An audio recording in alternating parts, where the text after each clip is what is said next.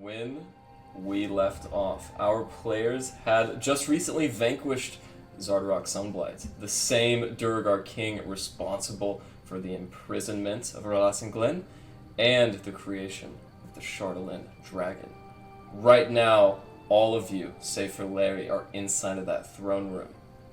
Larry, as you and the illithid prisoner from last session, Skidot, climb through the floors as you begin your flighted journey to the top. He looks down at you just a few meters above, and Larry, you break through the top doors, the same doors that the chardalyn dragon flew through. As you are joined with him now, Larry, at the very top of the Sunblight fortress, you see a few things. You see the green trees to the south, just on the perimeter of Ariel's Rime. Around you is a dark, dim-lit sky with the aurora in full feature. However, you notice something too, Larry. Go ahead and roll me a perception check.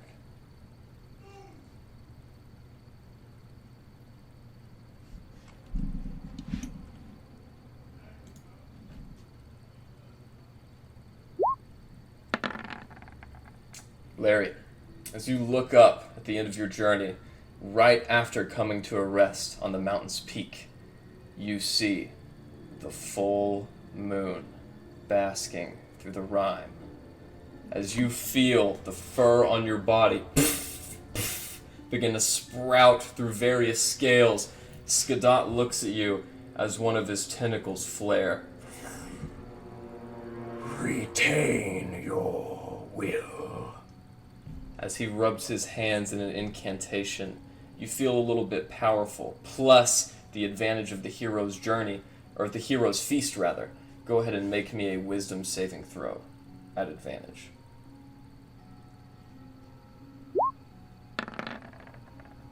Alright. As you are unable to contain your bestial wrath, Larry, you grow in stature and height until you tower over this illithid creature. As you look down at him now, and he up at you. What are you doing? Larry, you do have control over your voice. Would you like to respond? Hot! As he begins to fly, but a little bit farther out, you look at him, and your bestial wrath usurps your mind. Go ahead and roll for initiative, Larry.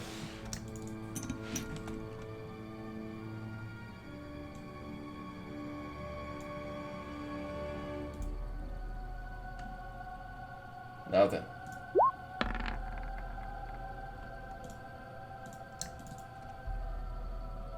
As this Mind Flayer's tentacles are evoking fear, if an illithid could be afraid, he barely beats you on your initiative, and as your claws reach out to grasp for him, he flies outside of your range.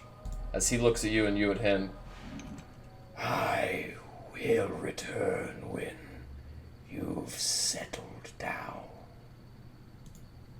As he looks at you, he's about 5 feet off now. He stands there floating. As you are on top of the mountain, Larry, and it is a 15 initiative, what would you like to do?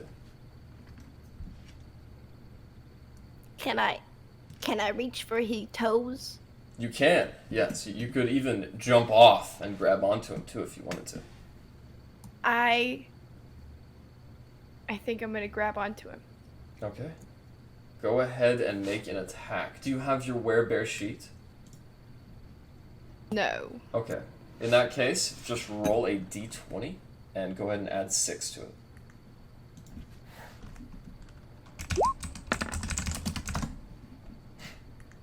Alright.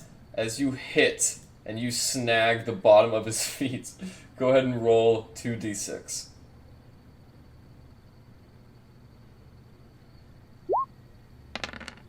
Alright, 2d6 plus 2, that's 9 damage on a Skidot as you feel the lovely sensation of blood trickling through and onto your elongated bear-like claws. As he reaches out, Are you trying to restrain him? Yes, and all the while I'm saying, sorry, sorry. Because I can't really control. Betrayal. As you are grabbing onto him and you're in this tug of war, you've definitely won and are bringing him in closer. As you are, go ahead and make me a final wisdom saving throw.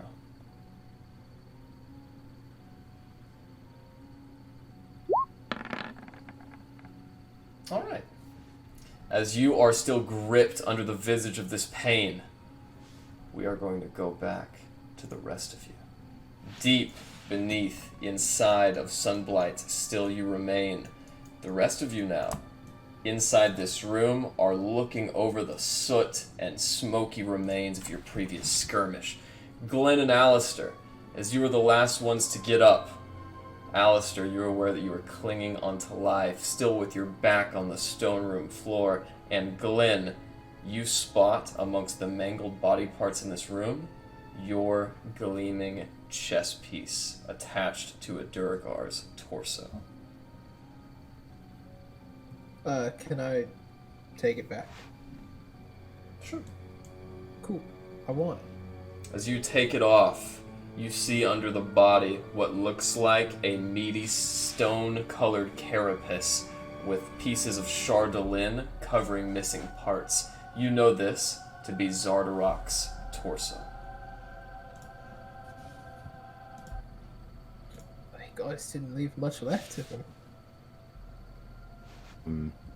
I would like to search for his gauntlet and any other sort of artificer devices he might have had on him. Okay. Go ahead and make me an investigation or arcana check. We're going with arcana. Alright. As you look over, you can sense... Wait a minute. Why do you get a D4 on your arcana check? I have no idea. That's okay. Still succeeds, even without that D4. As you look over, you do discover a few things. One, bits and fragments of chardalyn dust, fine powder that was blown through. And with your high arcana check, you also find Aralas's purple sphere, the philosopher's orb given to him, and you also discover what remains of his chardalyn gauntlet, broken and cracked around the knuckles, still with sharp points at each 5 of the fingertips, and the thumb seems to be completely destroyed. So that was Philosopher's Orb, Chardalyn Gauntlet, and anything else? That's it. Alright. Everyone inside of the throne room now, roll me a perception check. What were you going to say, Gavin? I was gonna give myself, after putting on the gleaming armor, I'm gonna clean it to some ability, if just with whatever's around, if I can. But I want to give myself, I have 30 points of lay on hands, so I'm gonna give myself 15, and then give Alistair 15 as well. Okay. So 15 HP for you, Alistair. I don't think I can take that, Oh, I don't think you can. much as I want to. Oh, if only there He's was very someone pale. else who could take a few points of I healing. think it. Would I have? We've had this conversation. Would I have known that, or does me saying that like just negate that 15 points? No. You were aware that that would not work. Oh, okay, cool. Then, Rez, if you would like 15 points of healing, I got it for you. So I'll give it to Rez. You know, I feel like I only need like 4. I'll give you 4. You know, thank you. It Where's goes a Aaron? long way. Do you need any? Alright. As you guys ready yourselves still and with your perception checks, Aralas, Glenn, you two hear a sound that sounds like running water. It trickles along the sides of the throne room and out into the valley. The only other sound that you all hear in the throne room is the sound of Duergar screams. And in Undercommon, those of you that can speak it here, get out of here! We're being overwhelmed! Have we found the chardalyn dragon? The things that controls the dragon? I am not sure. Was it not on his body? I mean, it wasn't. I think it was Larry's task with Erland and Rory. Yes. But you have his gauntlet, right? I've got the gauntlet. So let's go back to that war room where the chardalyn dragon was and see if we can do anything with that. Do we have time? Well, time is Well, of we've the gotta do essence. something. Your city is gonna be Your- destroyed otherwise. Your father is about to be just massacred. Your hometown. I think going for the dragon might be worth it. However, And just real quick, I start patting down and looking for anything else on Duergar King here. I won't make you guys roll. You've found everything that he possessed. Okay. I- Okay, we found everything he possessed. before we leave, I'd like to come over here to the big mushroom and hit it with my flamethrower. Sounds good. Maybe it's a friend. I wanna burn the mushroom. All Just want right. to sit there spraying it with fire. Sounds good. With that, the mushroom fails its save. Go ahead and roll damage. 10. All right. With that 10 damage, you watch as the mycondid grips its sides and turns its head down. As it does, instinctually, some more spores and loose fungi are loosened from its head cap. As that occurs, go ahead and make me a Constitution save, Alistair. No. Nice. All right. With that, you are not stunned for 1 minute by the spores that invade the space. And as you guys watch this through the smoke, the spores begin to pool out. They're about 10 feet away from you now, Glenn. Okay, throne room right now. Yeah, I'll Yeah, I start heading towards the whatever war map room that was. All right. I'm booking it as well, just spraying fire behind me as I run. Okay, Erland is not stupid. He's going to follow suit. Aralis, feel free to move your token Do as I well. see the orb with Alistar? You do see Alistair when he went to take the orb, indeed. If possible, while running, I would ask you, please, if it's possible, please give it to me. I'll try to call for Valine, so they warn the city. I'm gonna take a break from spraying fire, and I'm gonna pass it off to him. Still running. Thank you. So I'll be Valine. Caer Konig, the dragon thingy, the flying, destroying the thing. Please help us. And for whatever reason, or alas, you do not hear a response. Rez, as you get to those doors, I burst open this door. as you do so, you see the two duergar aboard the cage. As they look back at you, they look at each other and tug on the chain. As they do so, the chain is pulled slack. And then what do you guys do? I run and jump on it. Still on the other side of the doors, I want to put my my disguise mask back on to look like a duergar again, and then I want to Oh, run yeah. up and jump on it. Okay. But I put the mask on the other side of the doors before I step through. All right, Rez, as you go to jump through, make me And an I haven't- athletics check. I've looked like a Duergar this entire time. Okay. I don't think I ever dropped that. And in a sense, I look like a duergar. I'm not sure if I ever dropped mine, but I'm just saying I put it back on again. Sure. Well, you would have had to drop yours, Alistair, during combat, but sure, you put yours back on before you went through. And Rez, as you jump onto the Duergar, eye you both suspiciously, and then all of you lose the expression in your faces as you guys hear the sound of the chain coming down. As it smacks one of the Duergars in the head and wraps around their feet. You guys are now in the lift, and the chain hoisting it up is not connected. Maybe I can fit fall us down. Oh fuck! So we're falling? No, What is that? you just never went anywhere.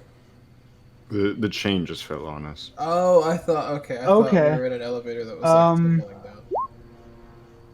How the fuck do we get out of here?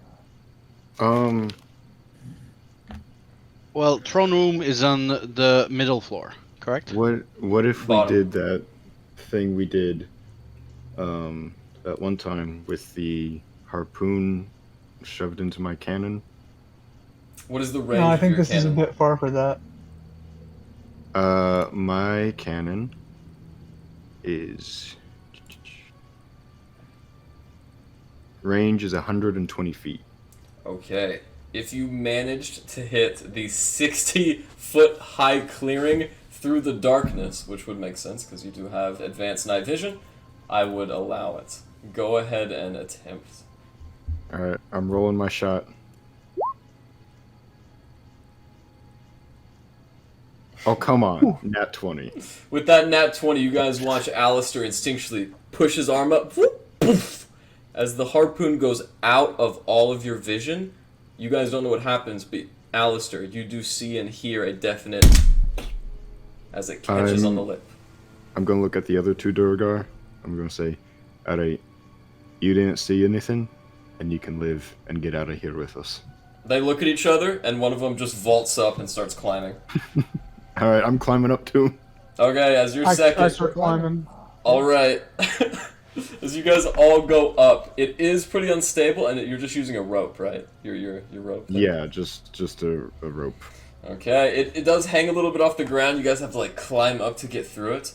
But I will say everyone can climb the rope with ease except you, Alistair. It's a little difficult for you to get up. Make me an athletics check. Oh no. I was born in the light, in the dark. What order is Alistair in on this climb? He's above me.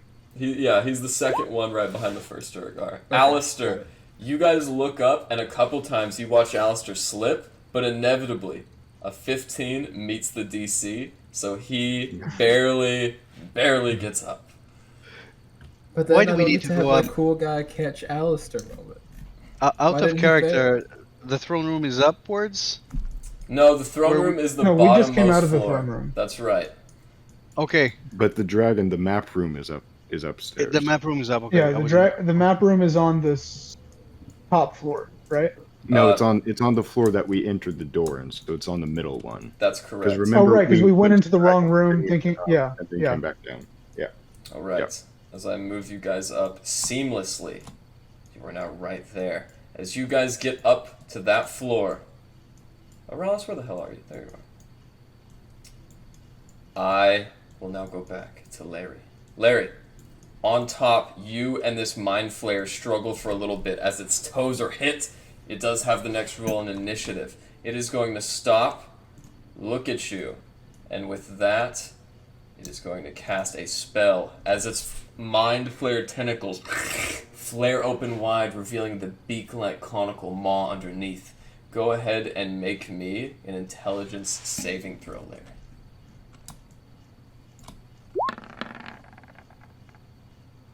All right. Larry, you are not stunned, and through your bestial wrath, you endure the attack. The Mind Flayer's tentacles go back, and it looks at you.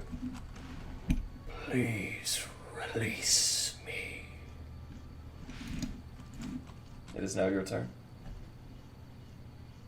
I let go, and I plop down onto my werepuppy butt, and I look up at him. I don't have grovel, cower, and beg, but it's a half-assed one. And I'll just say, please, it's my mom's. The Mind Flayer stands for but a moment, eyeing you. And then, as its feet return back to the surface of the mount, I will return the item if your friends survive. At about that point, Larry, you watch as the illithid sleeps into the stone and appears on the other side, his hands crossed in passive aggressiveness. As he looks... How? Go ahead. Oh, I was just gonna ask him how will you know? Are you taking it now? Where are you going? I suspect your friends to emerge through the walkway. If they do so, we will discuss where to take the heart. As he holds it aloft, you see into its light layer. It almost blinds you. Go ahead and make me a Constitution saving throw.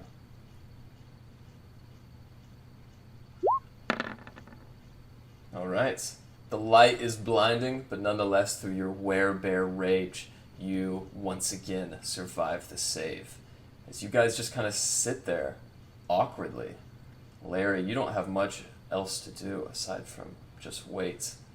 And as you look down, Larry, you can see it's a very long way down. The rest of you, on the second floor. As you guys come out, you don't see any duergar.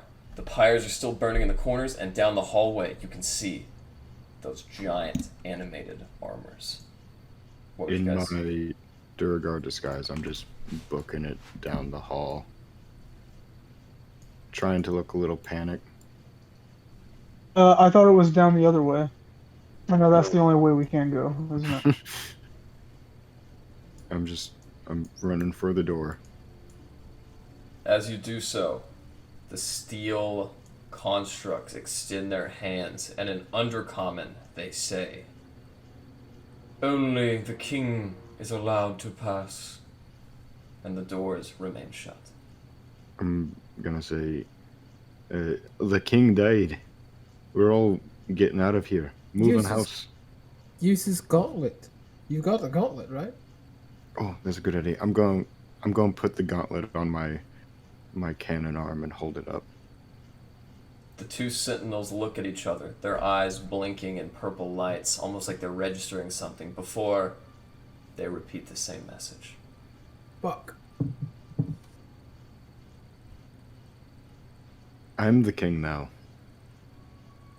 Do I still have... I put on the armor that he was in when he died. Or is there any goopy, gross bits of him still in the armor that I can, like... There is, Show. however, when you get out of the first floor, your armor's magical ability kicks in, and every scuff, damaging smut or mark is removed. Rez, why don't you Yeah. go around the corner and go get Oh, the king? good idea. Good Go idea. get the king. Give me his gauntlet. No, Yes, give me the gauntlet. they don't give a shit about the gauntlet. No, it's not Just the go. time. No, it's Just not go. the time for this Then gauntlet. give me the Give him gauntlet. Give him the fucking gauntlet. Just go. They don't give a shit about the Just gauntlet. give me his father- gauntlet. My dad's gonna Gauntlet's not die. helping. Give me his gauntlet. Erlond approaches you don't bring Aurelas. this back, I will kill you. And I hand him the gauntlet.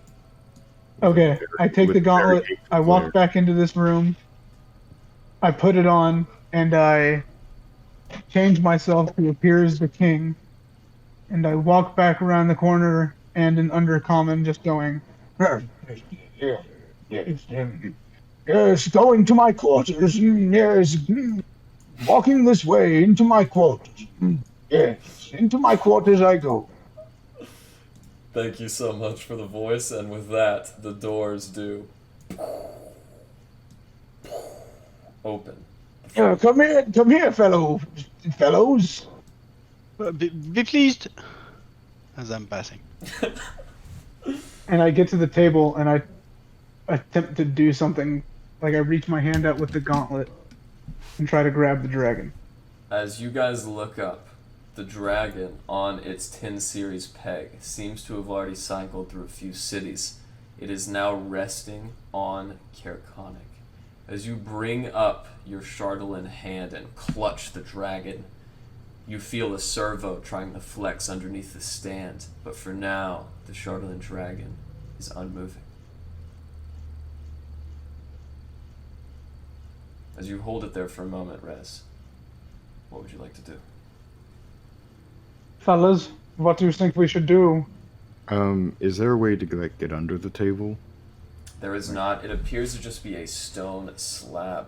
However, Aralas, as you make an Arcana check, you determine that although this is a magical device, there seems to be a bit of technological gearwork at play here as well.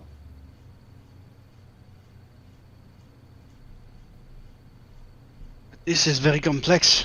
Should I just try to dispel it? Will that work? Could I don't know. Could I use my right tool for the job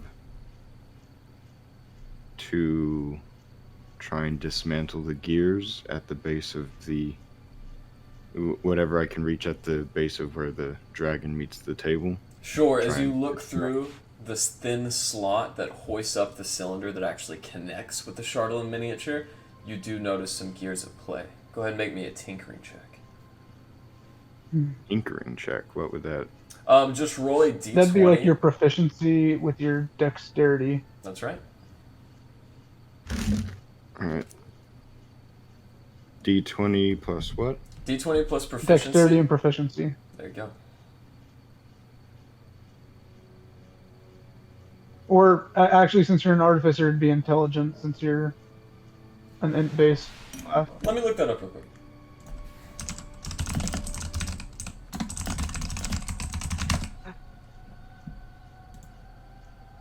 Yeah.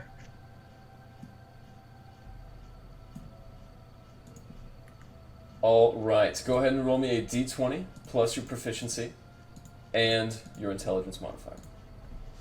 Okay, I believe Oh my God. proficiency is Can't believe I was right. No, proficiency is a 3. Okay, so that is a d20 plus 4 plus 3. All right. As you ease through, there's this moment of silent tension as you all watch, and as Alistair suddenly ticks a small lever that was pushing into one of the cogs, you guys watch as the light in the chardalyn dragon's eyes I will fluctuates. then begin removing it from the table, I guess. Yeah, once the lights go out, like I feel like I'm having to. I wanted to ask this question, but was it like resisting against my hand? It seemed to be, yes. You remember when you put your hand on it, I described And- that the gears were flexing underneath. Yeah. Okay. So when he pulled that gear and the lights went off, did it just like go slack? No, it's still sitting there, but the mechanism itself has stopped operating. Yeah. Did it stop resisting me at this point? Oh, do you still have your hand on it? Yeah, I was like Okay. holding it the entire time, trying to keep it from moving. In that case, So is it like stopped resisting? In that case, Wiggle it the has. dragon. Maybe Okay. try to wiggle the dragon. Yeah. I'm Wiggle wiggling it. it, trying to. That's good wiggling. Right there. I'm trying to sword in the stone it. As you wiggle the Getting dragon. on the table, like putting my foot on the. Sure. As you pull all of your Arthurian tricks out of your pockets, go ahead and roll me a sleight of hand check. Sleight of hand. Yeah, you are trying to take it off, aren't you? Have a strong wrist, my friend. Wiggle the dragon well. And with that, you guys watch as Rez effortlessly plucks it from the base. Yo, wait, what? And then as Rez effortlessly plucks it from the base, it falls out of his hands and shatters on the top of the stone table. Ooh. I'm gonna scoop all the pieces together and I'm going to cast Mending. Alright. Magically, as if you're playing Lego Star Wars, you guys watch as the pieces translucently assemble. And though a few seams are remaining, the miniature has returned. I'm gonna hold it up for everyone to see and slide it in my pocket. So, very impressive, but did we win?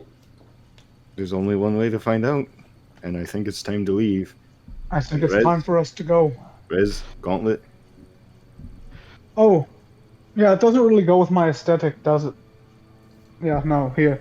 And I pull it off and I just jangle it.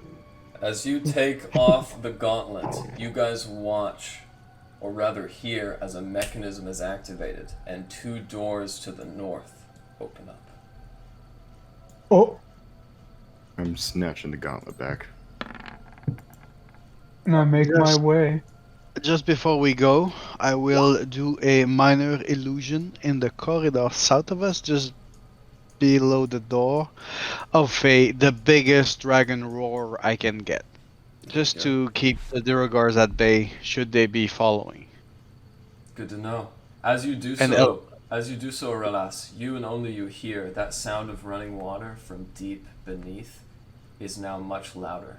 And this time it sounds as though objects or creatures are actually climbing up under the floor. Erland, come on over, my friend. Now it's time to go watch the stars somewhere else. Okay. And I'll start going. As he walks by the steel constructs, be pleased. Yes, that's how you do it in the Okay. Nacht. Okay. As you all walk in now, you see a few things. A cold iron chest next to a stone table with furs on top.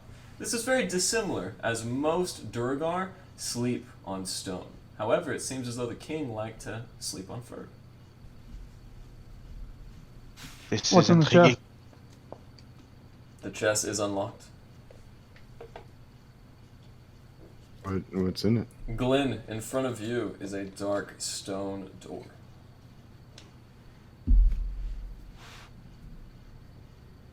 Would you guys I'll like to let open them the chest? Do What's in the thing, box? yeah. Yes. What's in the box? Wait, Yeah, wait. we- Open the chest. I think each of us have said we open the box. Be careful for maybe a trap or Yeah, something. we're opening it together, one hand on each side. Hey, none of us are rogues. We don't know this shit. As you guys open the chest, you see inside a glowing light. And as the light dissipates, Larry, back on the outside, you hear some movement at the bottom of the mountain. As you look over, Larry, you see all of these small figures riding on different furred creatures. Some sit in the nearby tree line, Larry. Go ahead and make me a perception check at advantage.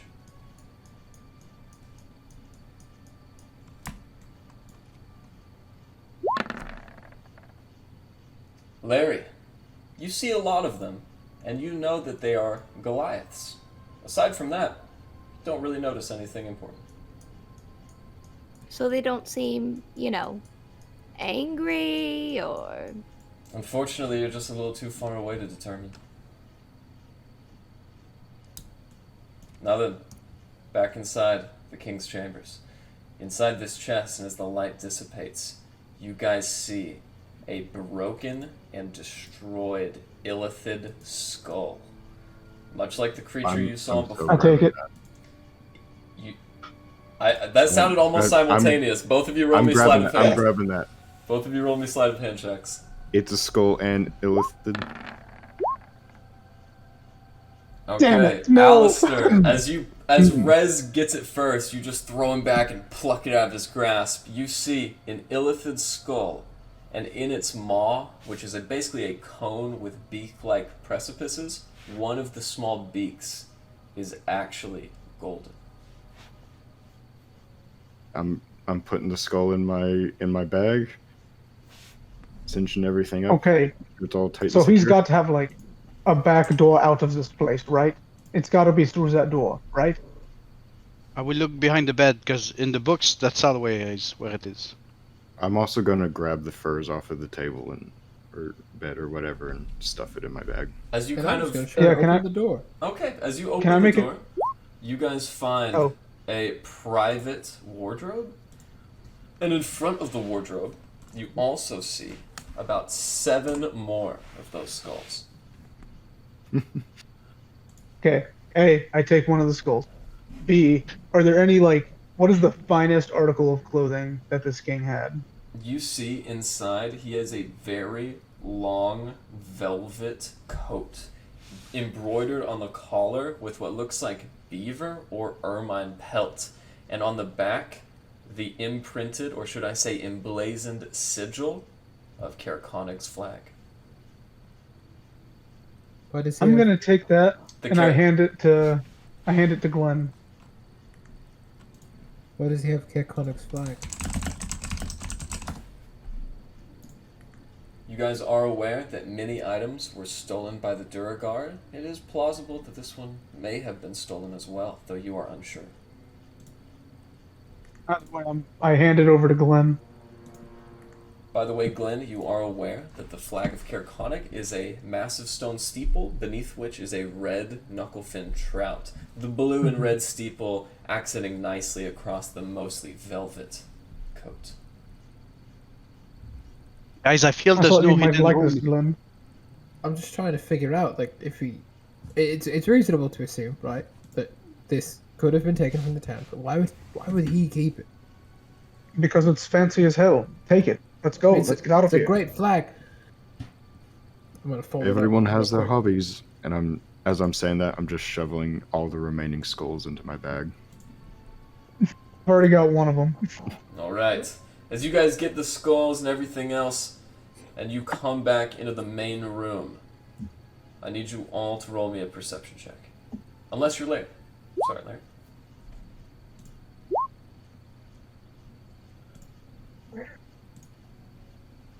Glenn and Rez, all of you, as you guys look back, you swear you saw the map move. I investigate the map. As you go up and touch the map, Rez, the map grows over your arm. As it covers your arm, it begins working up your body, Rez. As it Excuse does me? so, go ahead and roll me a dexterity check. Dexterity check or saving? Saving throw, my mistake. Uh-oh. Alright. Uh-oh. You guys watch as Rez turns around to look at all of you, and as he does so, the map grasps onto his face. Rez, you can't breathe, and as you guys watch Zardarok's personal mimic break out, I need everyone, except Larry, to roll me an initiative check. Guys, I feel like there's really no room behind the bed. Oralas, I forgot to say this before combat. Go ahead and roll me a investigation. I did a 9. That's why I'm still there probing. Okay. You do Oh, find... that's weird. Oh no. Uh-oh. You do find something back there, Oralas. As your hand pushes into something moist, you bring it out to see it covered in feces and urine as you found Zardarok's chamber pot. With that, Hey, the mimic will also roll initiative. Alright, with a natural 20. Wait, is this really happening? With a natural 20, Rez, as it is covering your face, I need you to make me a Constitution saving throw. Alright, you still... That's 20s? Are you for serious? Rez, with that, you did manage to take in a breath full of air before it grabbed on your face. You are good for now as it begins biting you. As it bites you in the cheek, a 9 misses. Oh, it has advantage, I'm sorry. Rez, you take 4 acid damage and 4 piercing damage. With that, it is going to strike you as a big tentacle beige pseudopod strikes you in the stomach. Rez, altogether, you take 8 piercing damage and 4 acid damage from that turn. And up next, it is Aralas. Aralas, what would you like to do? I would like to free action and slide my hand against the whole bed's length, and I'll get in there. I guess. That's 1, 2. Do I see Rez? You do, and you see him holding his face with a beige piece of parchment between his hands. South. Okay, he's over there. I see him South. now. Yeah, there you go. Okay, so that would be 3, 4, 5, Yeah. 6. You would also hear. Okay, 6. And for my action, I would. Fuck, this is a very ugly mimic. I think I will try to shock it off of you. I hope you don't get hurt. I'm sorry. I will attempt a lousy shocking grasp. That's gonna miss, I think. All right, it unfortunately does. However, Hey, go ahead. I would say that, like, rule this however you want. You're the DM. But if this were my game, I'd say that since it's on me, there should be a d6 roll, whether or not because he missed, there should be a d6 roll to see whether or not he completely misses or hits me. Well, I just give him 3/5 cover because you're kind of whiling around and he can't quite hit it. So that's how we rule that. Is your turn over? Okay. Yes, it is. All right, Alistair, what would you like to do? I'm gonna step out over here. And most things I can do are probably not great for getting things off people's faces.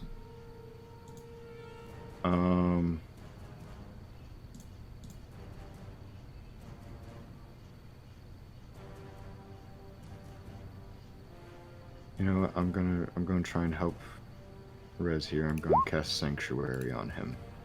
All right. So with that, the creature on his face has to go ahead and make a Wisdom save. 15.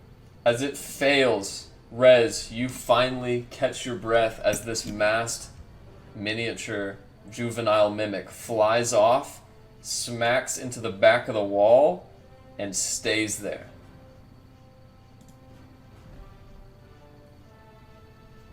Back at this wall. My bad. Ooh. Ooh.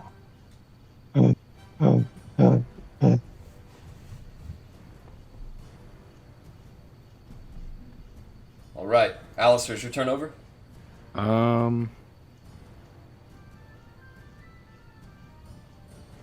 Well,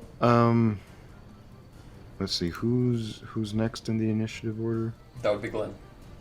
Glenn, for my bonus action, I'm going to reach out and touch his weapon and cast Magic Weapon at 2nd level. Okay. All right. Yeah, with that, I believe when you cast Magical Weapon, you get to imbue it with some type of elemental damage. Is that the case? Touch a non-magical weapon until the spell ends. That weapon becomes a magic weapon with a +1 bonus to attack rolls and damage rolls. No, so it's just a +1 to attack and to hit. All right, good to know. Glenn, it is now your turn. Okay, sweet. I'm gonna move over.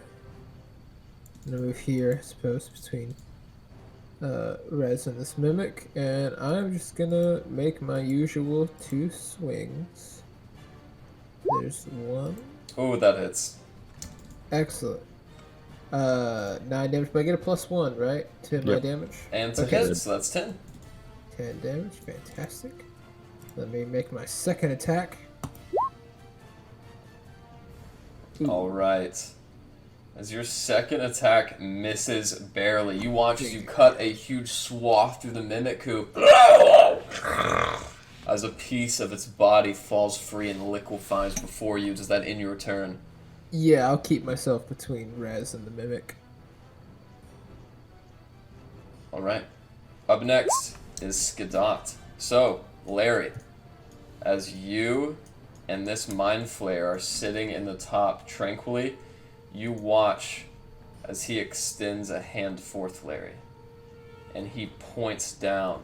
You see these Goliath are pushing closer and closer to the fortress. Larry, go ahead and make me another perception check.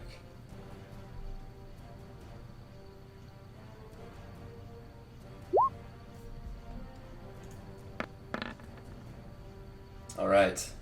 Larry, you cannot see it. However, the Mind Flayer turns over to you. Is that your wagon?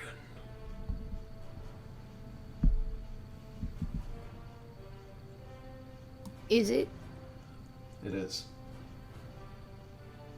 Is that Rory?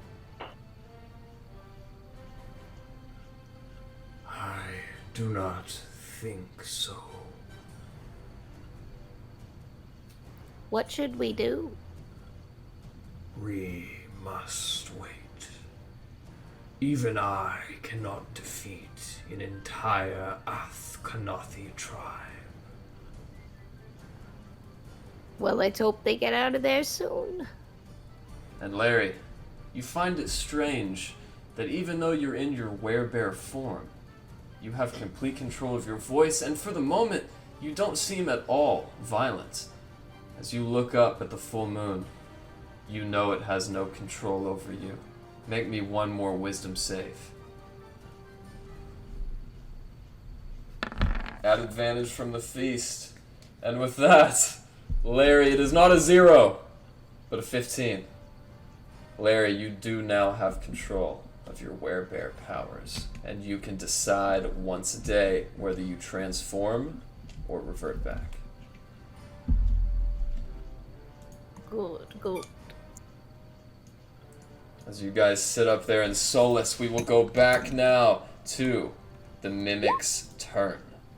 On the Mimic's turn, he's going to leap up, make me a dexterity saving throw, Glenn. Got it.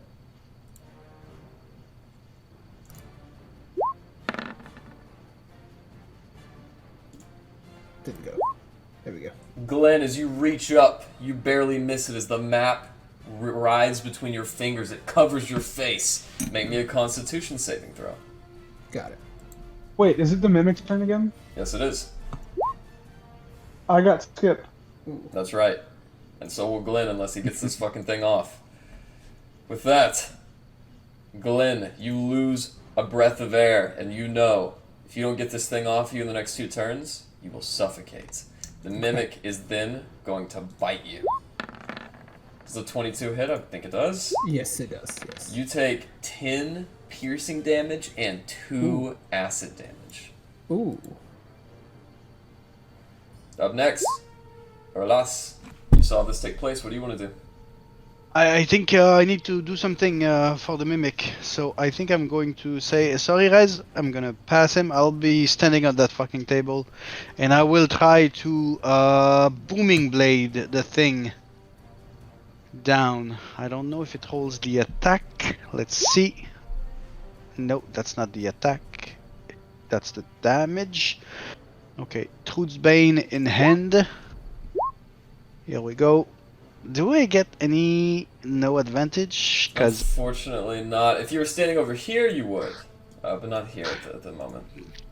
I don't want to get too close to it. That motherfucking... No, I'm not going to. But I can take another swing with my Truth's Bane without the cantrip. For 9 piercing damage. As you bring your sword up, it slices through the map like butter, and as you see Glenn's face revealed underneath, the rest of the map, with a blood-curdling melts off of his face. And I will use my offhand to do an offhand attack of the dagger and fail miserably again because my hands are full of pieces and it distracts me a lot. That's my turn. As you guys are now out of combat, the map gathering in a Wow, pool it's a good at your thing we feet. didn't panic. I would say I'm gonna actually wash my hands on the fucking Mimic. As you put your hand in, imagine clay that isn't wet enough to be cohesively pooled. It's moist and kind of clumpy, but you do manage to clean yourself. Why are you describing the king's stool so vividly? No, I'm describing the protoplasm of the Oh, flayer. the Mimic. Yeah, he's not cleaning his hands off in the shitty chamber pot, I don't think. But maybe. No, on the Mimic itself. But Okay, I good. think I may use some of the wardrobe clothing if need be. Yeah. But I'm ready to go. The king's stool is Still actually is the very king. firm and very round. You know, he's a very well-fed king. Yeah, it's not very anxious, the man. He should have been though. Still disguised as the king, I'm gonna start walking. I'm just gonna signal to the party and be like, "Okay, we should get out of here now. Now's the time to be leaving. Off we pop. Here we go. Just off down the hallway. Yes, here we go. Hallways. Yes. Very distinct. This is me, King. King of all duergar. I'm saying an undercommon. Yes. Rez, Um, as, Erland, come over here. as you walk out to the door, you see a perplexing sight before you. As you guys get to the final clasp, the very last portcullis, Rez, you spot a female duergar. Long, dready black hair that gathers just above her chest. She stands before you with a black chardalyn pseudo-dragon curled around her shoulder. As she looks up at you, "Oh, my sweet, you have returned." And she brings you in for a kiss, Rez. I kiss her passionately and I say, "Yes, it has been quite the day." I will return to the throne where my loins will await you, my love. Yes, you do that. I have business to attend to. You and your business. She pinches you in the cheek and walks out towards the I slap her ass. Make me a persuasion check at advantage.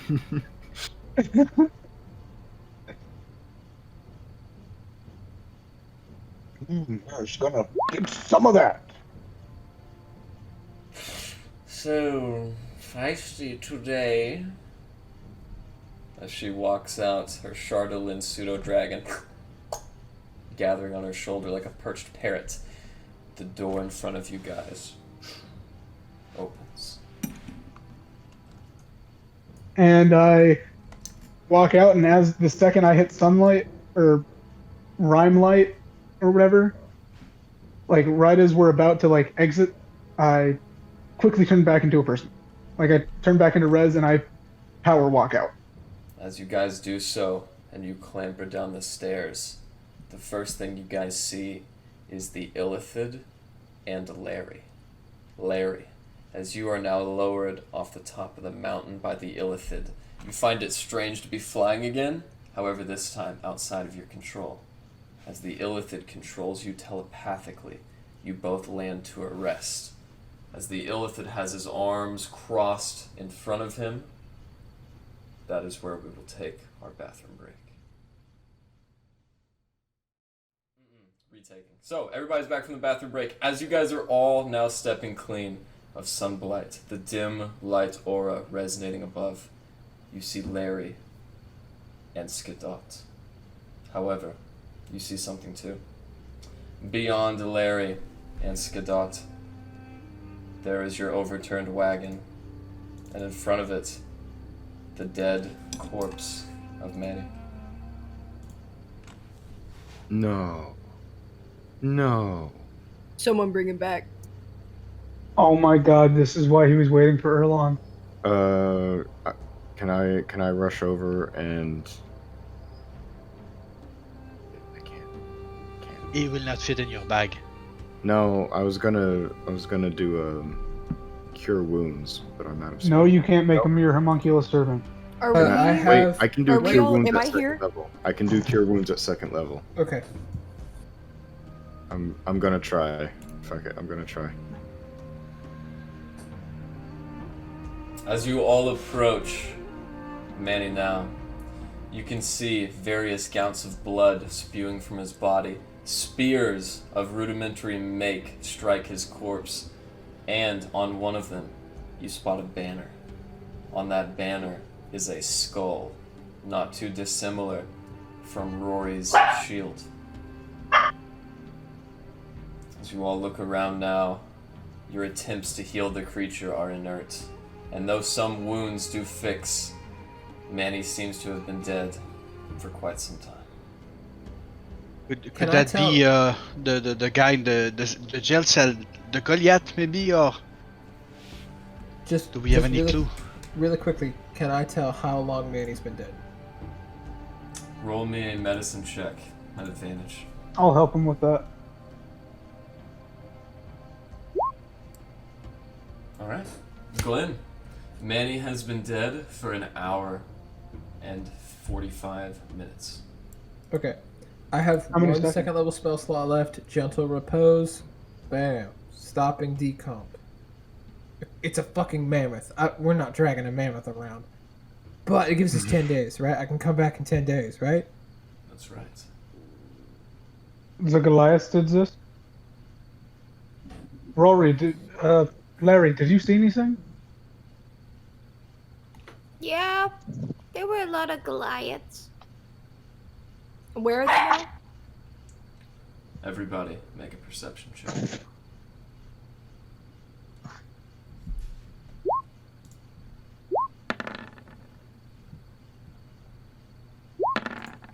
As you guys look out now in the cold darkness. Mute. As you guys look out in the cold darkness, you don't see anything.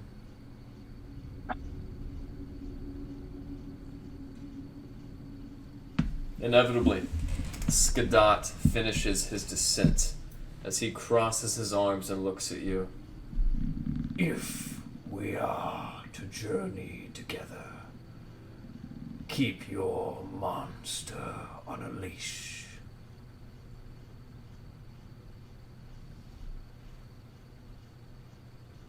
Look, I know I gave him a hard time, but he's really not that bad of a singer, and I think Monster's a bit too far with that. Not him. The kobold. I only. Oh, The kobold's friendly. For all of this, Alistair, really? Oh, by the way, Larry, are you in control of your functions? And your faculties? I think so. Oh, wow, you sound exactly the same. Oh. Yeah, I don't know. My vocal cords didn't change at all. So. That is true. That is truly incredible. Anyways, can you pull the card? Well, maybe. Well, sorry about this, Erland. You seem really distant. You know, Oh my god. And about that moment, you watch as Erland runs over to Manny. Please, help me. And about that time, you guys watch as Erland begins pushing at Manny's side. Almost like he's trying to turn him over. Erland, listen. We can't heal him. He's been dead for too long. But, I've used the last of my major capabilities for the moment. There will be no... He's only been dead for like an hour. I know that, but I keep Taiga in the pouch on the right. Oh, shit! Ooh, I'm gonna help. Yep, we're lifting the mammoth. We're lifting the mammoth. All right. We're lifting the mammoth. Acrobatics. On the count of 3, okay? 1, 2. Roll me your strength check. Or athletics check, my mistake. Athletics? Shit. Either way, we'll just tabulate this. It's all in the legs. All right.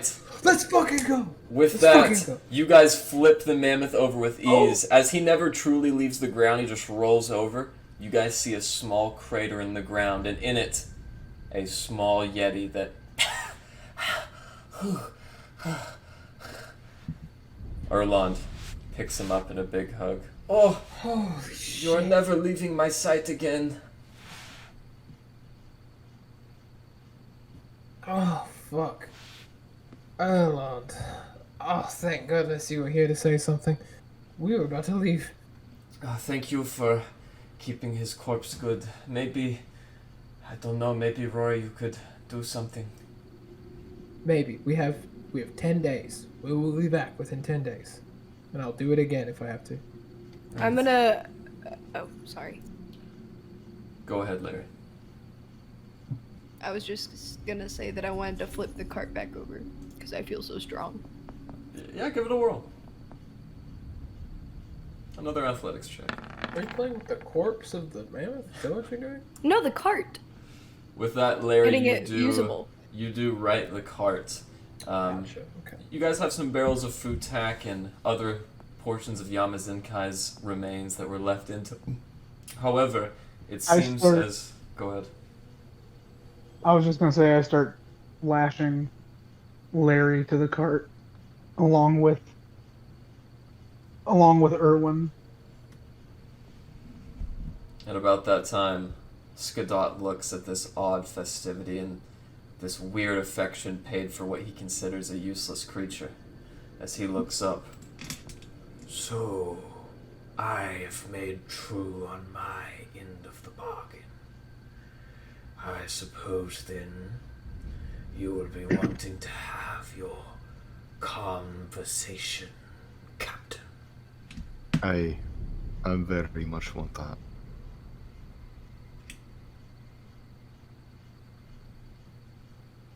Take At the soonest time. what time like the present? Isn't that what your kind says? Hey, some of us. That's fair. Now then, it seems as though the aim of your quarry was the dragon. Is this correct? Aye. The dragon and anything you can tell me about this, and I'm gonna hold up the blaster. Ah, yes. Captain Drezik's firearm. Interesting. You have no doubt encountered my former mentor. I suppose that would be so. You don't quite seem like the sentimental type, so I hope you don't find it too offensive to know that he's not currently with us. My kind do not deal with petty emotion. However, I do understand a bargain. You see this? he removes the red dragon's heart. This is a extremely potent device. One capable of repairing my ship.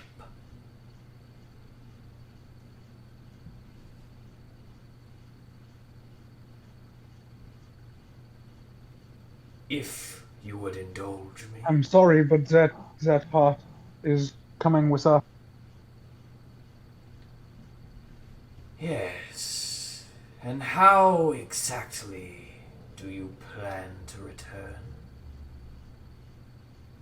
If you look, and I gesture to the cart with like flare, and my mage hand does a little drum roll, and I like pull my cloak aside,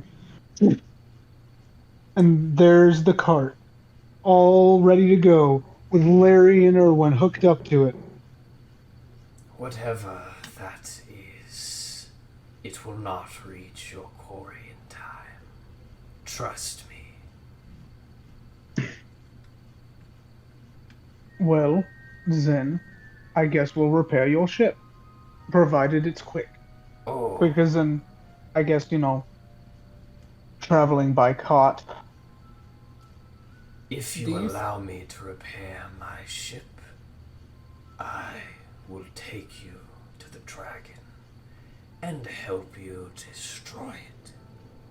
And perhaps you can teach me the ways of your technology as we do? He looks about you. There is only one way to utilize a Nautilus, and that is to be a mind flayer yourself. I'm rather clever. I'm gonna hold up my arm. I can figure things out. Then let us go. So, if you have to be a mind flayer to use one of these ships, how is the dragon working? The king of the mountain repurposed my people's technology. We were ships 3 in brigade. He destroyed one, stole our remnants, and used the magical devices inside to construct the monstrosity. So you don't quite need to be a mind flayer. You just need the things you lot have. if you notice, that thing is far from impervious. Its rudimentary repurposing of our technology is nothing short of heresy. Hey, Yeah, but real it's quick, it's a start. It's a starting step. If I can interrupt, can I get a vote of confidence? How sure are we that the dragon's no longer moving towards Caer Konig? Just to keep in mind, when you guys disabled it, it was on Caer Konig. How sure are we that Caer Konig's cool before we decide to dig into the technological prowess of the mind flayers? Look, I'm. Oralis, can you Glenn, contact? I'm completely with you. I think we should be making our way there, and as we're going there, I'm going to be spending my time learning what I can. But I don't feel super secure on this, so I'm with you. We need to get going. Oralis, can you contact while we repair his ship? Can you contact Larry's mother?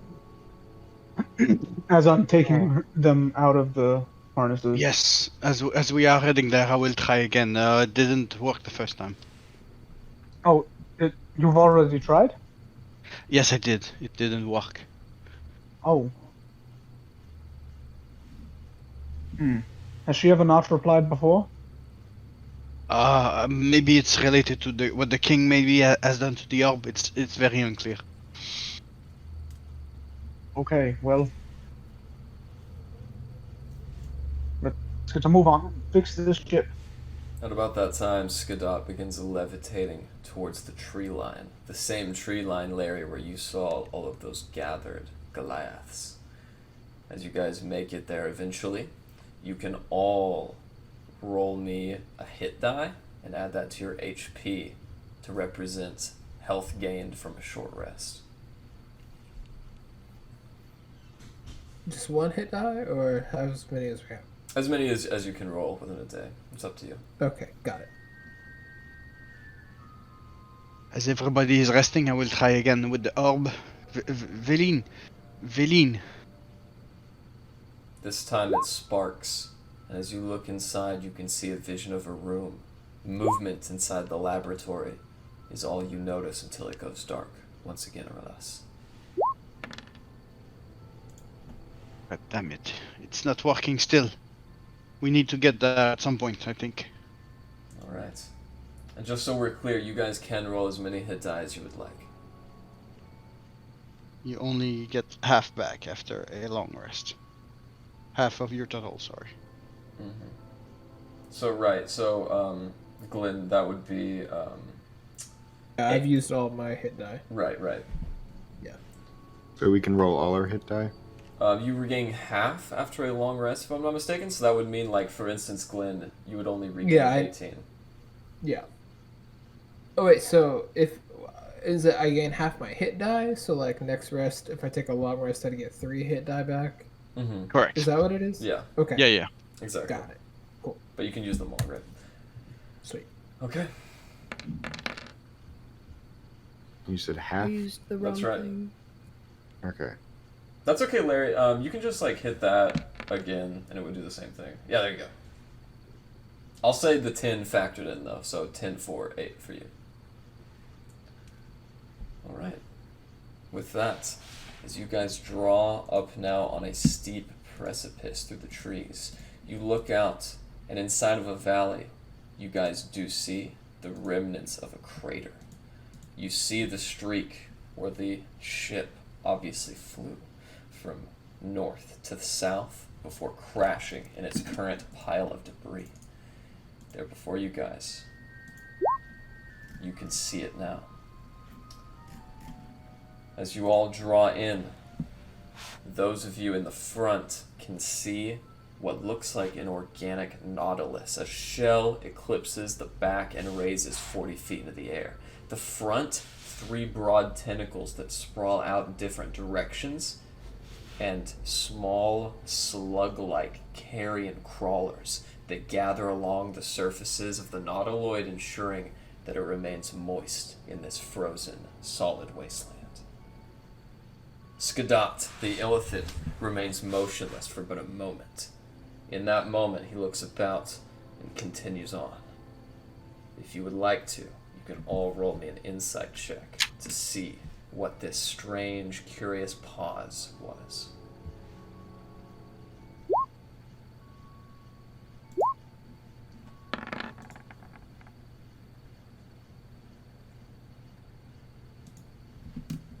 Alright.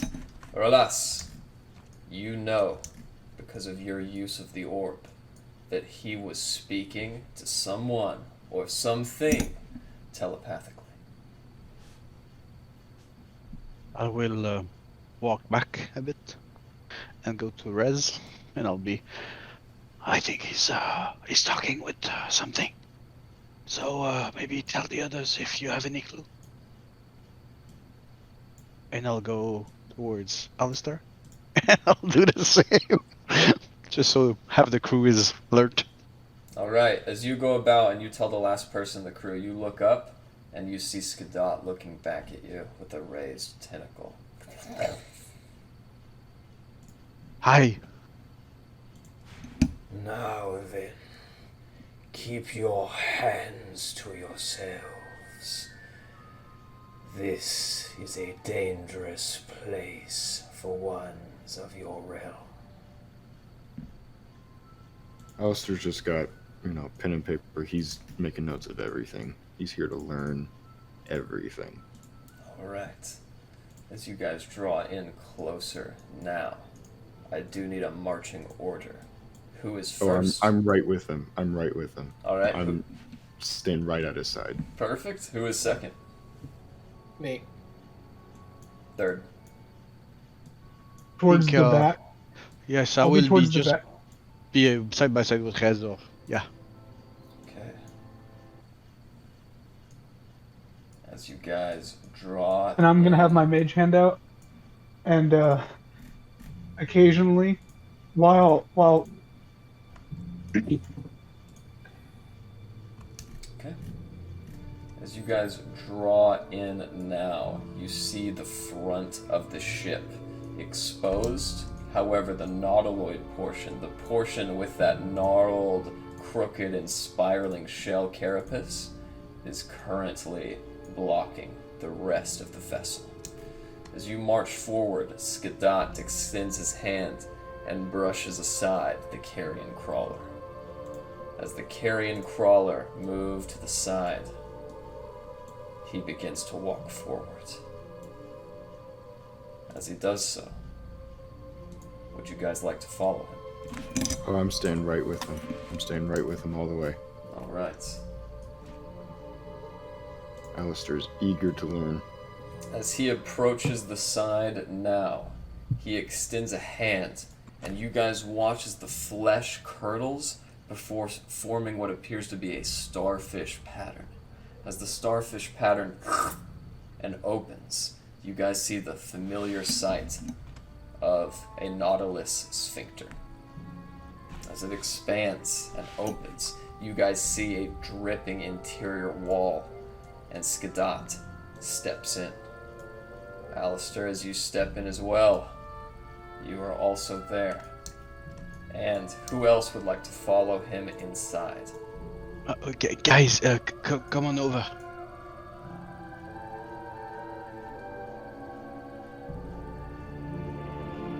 Yeah, I'm good.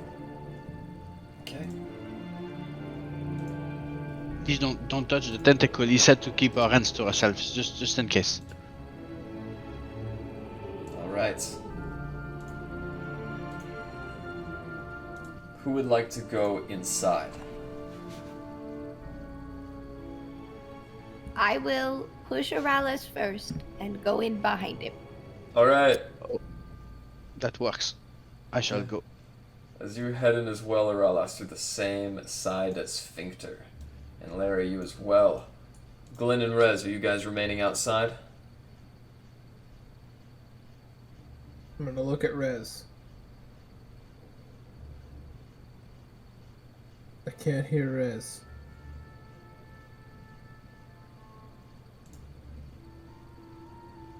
Can anyone else hear him, or am I just not out? I can't hear him at all.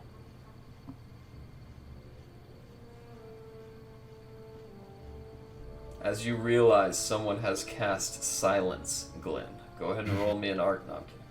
This is a shame. Rez has been banished. Oh no. He was banished by the singing fish on the wall. Farther up the rivers flow, somewhere else I do not know. There's a place I'd like to go. You think Eric's what? having technical difficulties. That's okay. He was just muted the whole time. If I'm not mistaken. I mean, I'll the hit it. icon wasn't on his screen. Maybe it wasn't. We shall see.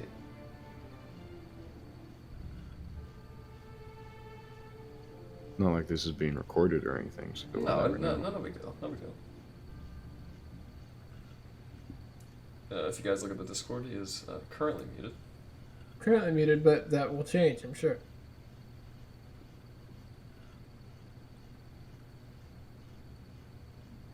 No, we can't hear you. Oh no. Oh no. Maybe sit next to Alex and you guys can share a mic. We only really need one.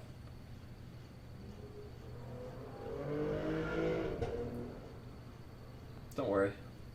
Sorry, bud. Keep your webcam on though. That's important. Okay, so his Discord just crashed. Okay. He's using his phone. That's all right. So If are you guys in the same room? Yeah, just have him sit next to you. We'll do it that way.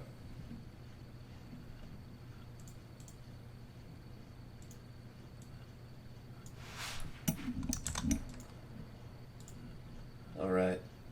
In the meantime, Glenn and Glenn and Rez, as you guys sit out and await, those of you inside can see 3 childlike illithid as they fly around the room, hovering, as a matter of fact. They have very scrawny, almost malnourished bodies.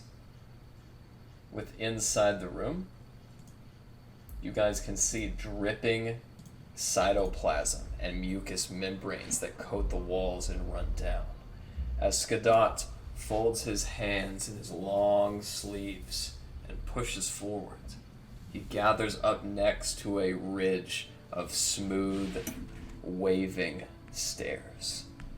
As he stands at the bottom, he seems to await your next move. I'm staying right with him. I'm not leaving him for a moment. As you can tell, even the most illicit magics do not conquer the utility of a simple wooden crate. Come. I'm a good fan of oak myself. Aye. If you are willing to learn, get your notebook ready for the next room. As you step up the staircase with him, Alistair, you now see another staircase and a locked door. This is the control room. Here, energy is processed and utilized to feed the Nautilus.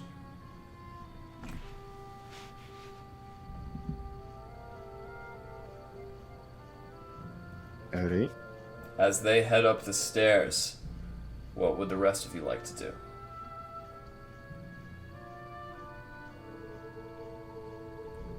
Rez and I are standing guard. Alright. As you, I Erlond, feel and I will Rez... follow the guys on the other floor, Okay. just in case I can help some way. Alright, Rez and Glenn. This is strange. I'm going to position you guys just about right here, outside of the ship.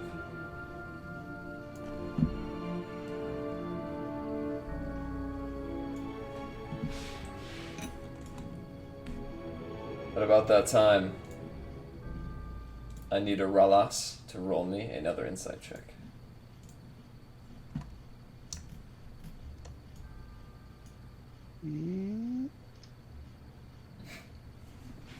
Nope, I was distracting climbing up.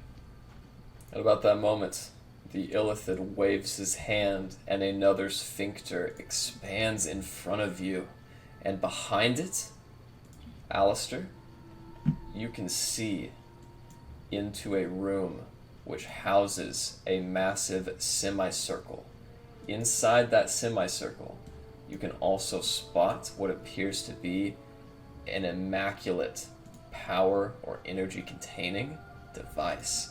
You've never seen this before. It appears to have in front of it 2 glowing lights.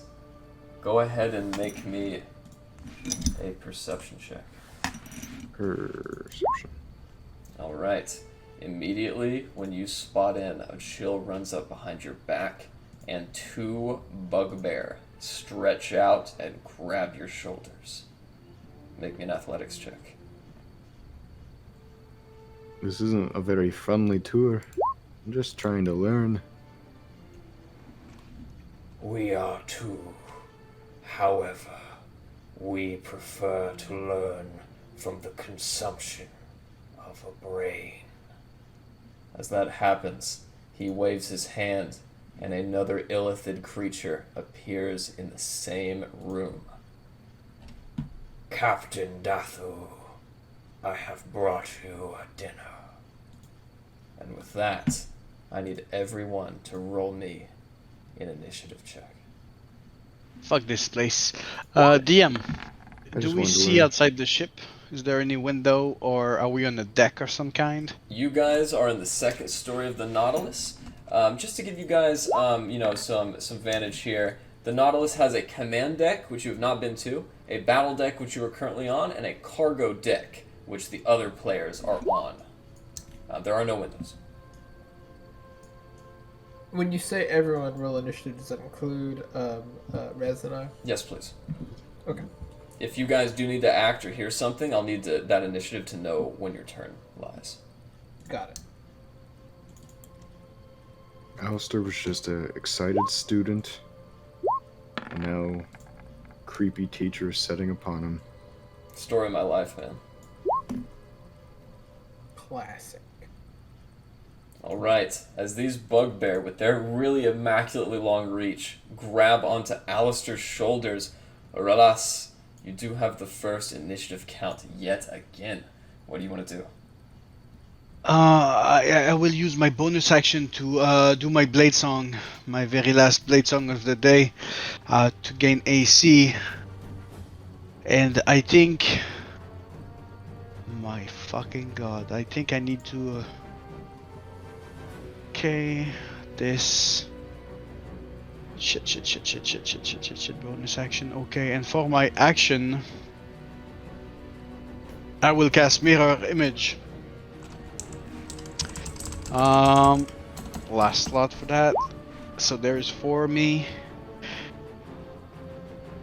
And in that emotion, I will get into the room and say, we have to be defensive. And he gets an opportunity attack if he has any melee. That motherfucker. Skadot keeps his hand back. Perfect. So I would be there, and his tentacle reaches forth. As it does so, Hold on, I need to roll something. Mirror image. It's a mirror image, so I'm down to 3. alright, with that natural 20, Skadot repeals his maw. Does that end your turn? It is, yes. Alright. Alright. I'm also having technical difficulties, so Larry, it is your turn. What would you like to do? Well, upon hearing this, I suppose I should go check it out. But I am so far, and I don't know where I'm going. Yes. Larry, you don't know quite what's going on. You don't have to do anything if you don't think it's in character. Can I ask these illithids around me? Can I be like, hey, you guys are smart, right? One of the illithids sees you and immediately flies away like a scared child. How much wood could a woodchuck chuck if a woodchuck could chuck wood? One of the illithids looks out. Dang. Okay. Well, where you going, Fred? As you chase it, it flies up the deck. Friend. And I follow him.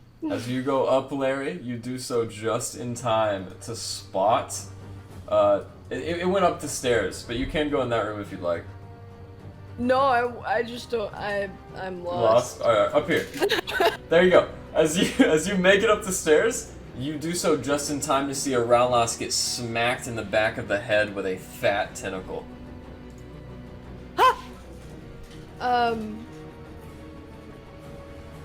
I will throw my hammer at the tentacle if I can. Alright, go ahead with your attack.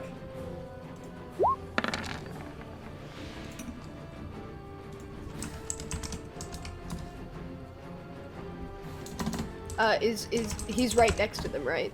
He is indeed, and with that, Okay. unfortunately, the hammer swings wide as he ducks below, still keeping his hands in his sleeves.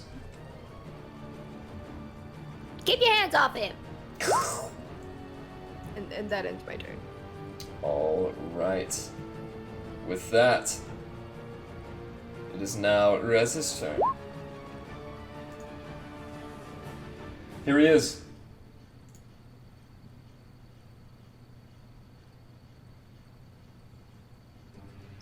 He muted. Okay. I unmute myself. Can you Oh, guys hear me? yes! Yes! Oh, wait. Yes. Okay, cool. We don't have to share a mic, but I'll stay where I am because I don't want to move. Okay. I'm just gonna look at Glenn and be like, it's kind of, pretty cold, isn't it? Quiet. Yeah. You know, I found a great trick to, keeping warm. Hmm? Yeah, and I take a hit of the Oracle Dust and I offer him some. It'll make you feel great. And it'll keep you really warm. We'll see what I do on my turn. Yeah, so I end my turn offering him some Oracle Dust. Alright, Glenn, it is now your turn. Oh, shit. How cold am I? Roll a Constitution saving throw. Okay. Make this interesting. Please roll low. Is this how peer pressure works? It is really cold. Like, much, much more cold than Caer Konig. But you're weathering it.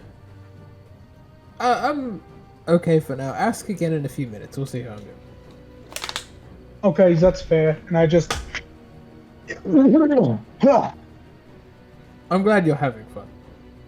Erlon And I will end my approaches. turn. Erlon approaches the guard station at that point. Oh, what do you have there?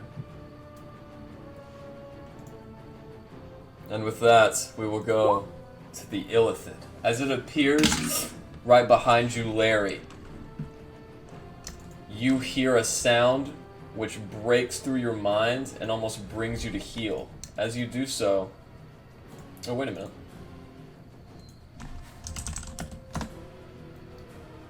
I need Larry and Alistair, because he is in the doorway, to roll me a wisdom saving throw.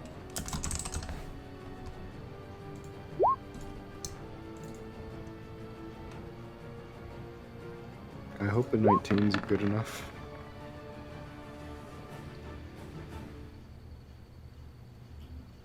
Wow.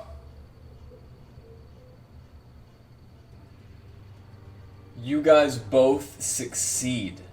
You take no damage, and as you guys stand up stalwart, Plondotha emits a deep, guttural, and tentacle-filled growl. Up next is Skadat. Skadat is going to hover back, landing 10 feet on top of the first staircase. As he does, Larry, you get an attack of opportunity. Can I claw him? You can indeed. Okay, what would I roll for that? Go ahead. You know what? That's a great question. Let me look that up real quick.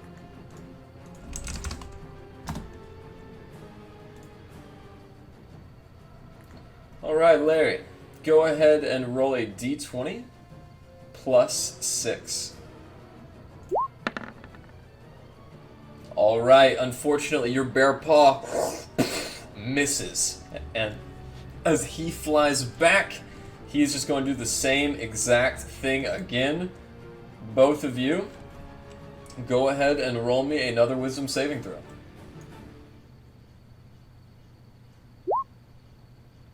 All right.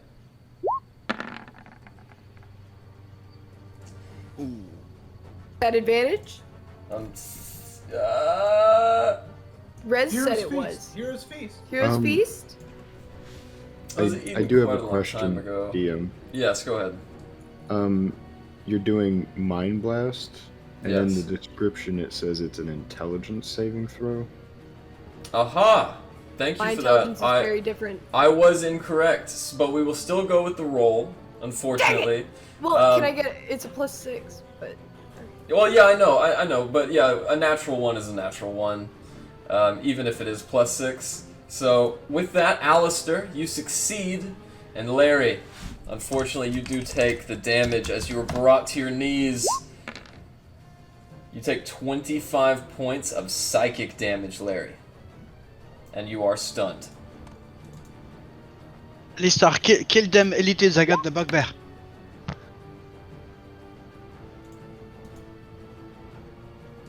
I like the sound of that.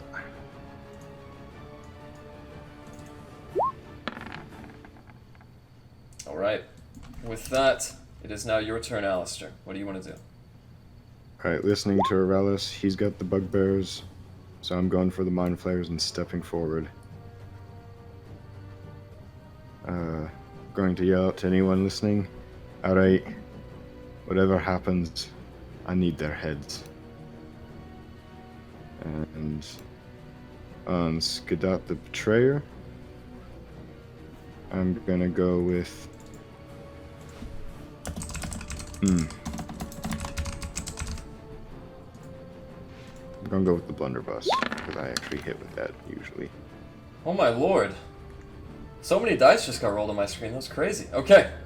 As you go to attack, the blunderbuss explodes, and as it misses, the three of you by the guard station watch as a hole of purple flesh explodes right above your head. Glenrez and Erland are now aware of the fight. Do you want to do anything else, Alistair? Yes. Bonus action, old reliable. Again on the Betrayer. As this cannon extends forth, it blows another chunk of flesh out, but a 9, unfortunately, misses. Now directing my voice out the hole in the wall, I'm going to yell again. Their heads are mine. Kill the rest. I'm going to remove this section just so you guys can see out and in. There is 25 feet between where you guys stand and where Glenn and Rez are, but with that, do you end your turn? I do indeed. Alas, the bugbear, unable to keep their grasp on Mr. Alistair, turn their focus to you. What would you like to do? I'm gonna ask a question to be a honest player. I noticed they did not have a turn in the turn order. That is right. Bugbears. They're waiting on their command, but I do appreciate that. Okay, so bonus action, I will upcast my friend the Shadow Blade. Do I have, just because I'm asking right now, do I have any clue if illitids, who are very psychic themselves, are resistant to psychic damage? Make an Arcana check. Okay, I will do so. They are not. I love it. Okay, so bonus action is cast. Shadow Blade is up. I will Booming Blade the one south for my first attack. So I will strike Shadow Blade level 2. Come on, do it. Elven accuracy, because it's dim light, unless it's very lit in this room. That is right, but it wouldn't be a natural 20, because it only gives you triple advantage, not quadruple, correct? No. The first one is Arcana. Oh, so, sorry, yeah, you're right. Natural I could 20. like do this. So 16 psychic, and then on top of that, there's the booming blade damage. So he takes 5, so total of 21. Alright. If he moves, he takes 10. A brilliant hit at that. And I have 2 actions a turn. Who are you Slicing attacking? again. South one. Okay, yeah, as you bring the blade up, it does 16 plus 16, or is that just 16 in total? No way, I got in the second crit right now. So 16 plus 5 equals 21 on the first attack. Oh my god, as you turn around for but a brief moment, Alistair, you see a flurry of blows delivered to the bugbear, who flies back with what looks like an X cut across his chest. Aye, that's a laddie. Keep it up. And second attack is another fucking crit. Sorry, you two. And it's a 29 damage. How do you want to do this? I'm just gonna go with the harms first, and then pierce, and then use my movement to go right. Oh, you just killed 2. I'm not that good yet. Not quite. They must be linked. So I'll get in range to the one on the north, and that is my turn for now. All right. With that, Larry, it is your turn again, as your mind is still racked with these perpetual screams that will not cease. I need you to roll me another intelligence saving throw, Larry. And by the way, I looked back at your previous rolls. With intelligence, you both would have succeeded, so we're good. Larry, you power through with your big noggin, and as you stand up, you know that Skidat has betrayed you. Curses! Are any of them wearing metal armor? They are indeed. Both of them have metal chest pieces, which are extremely well crafted. All right. Let them burn. With that, he survives, and as the metal is heating on his chest, he pushes his chest out. Now that is a 14 con save. He still takes half damage, I believe. Okay.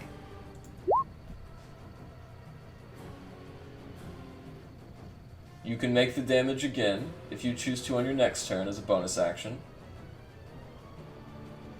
Oh, he's still in contact with it though, so yeah, he takes the full damage. Bet. Alright, with that, what else would you like to do as he screams in pain? Okay. And then I would like to preemptively cast Arcane Weapon.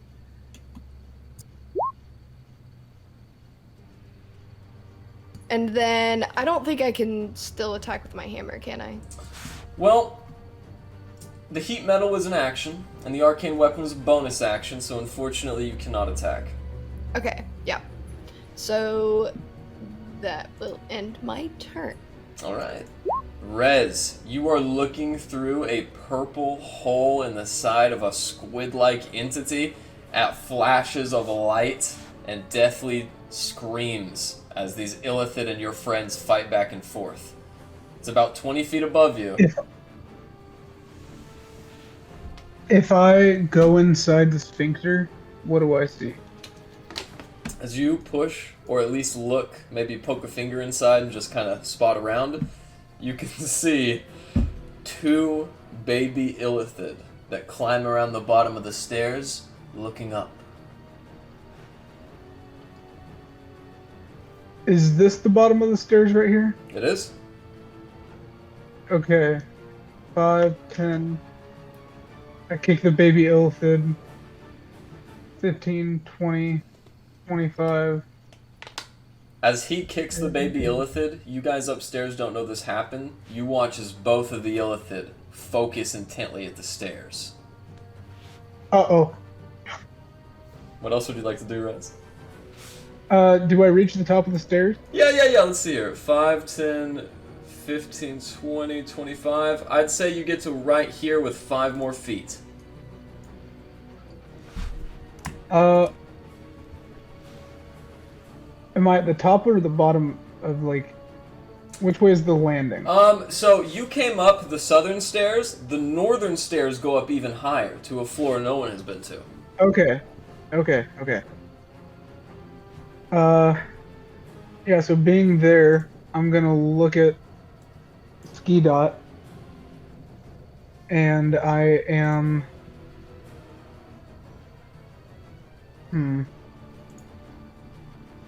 Yeah, I'm gonna look at Ski Dot and just say, fuck, I wish I would have thought of this earlier. I wish... Quick, anybody got a squid pun? Wait till later. You know, it looks like you've got some ink on your face. I don't know. Fuck. Hideous laughter. Canonically, that is in character. I don't know. Fuck. All right. Anybody else? Yeah, so, hopefully he fails. That is a wisdom save. Bitch. And Yeah. I cutting words. All right. He succeeds the wisdom save. Yes, but I'm about to cutting words, All right. which means I get to take a D8 from his roll. All right. Unfortunately, an 18 still succeeds, and as he looks at you with his hands in his sleeves, he curiously cocks his head to the side.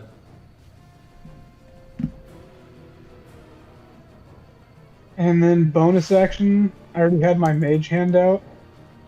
Are any of them holding any weapons? They are not, but they do have metal chest pieces.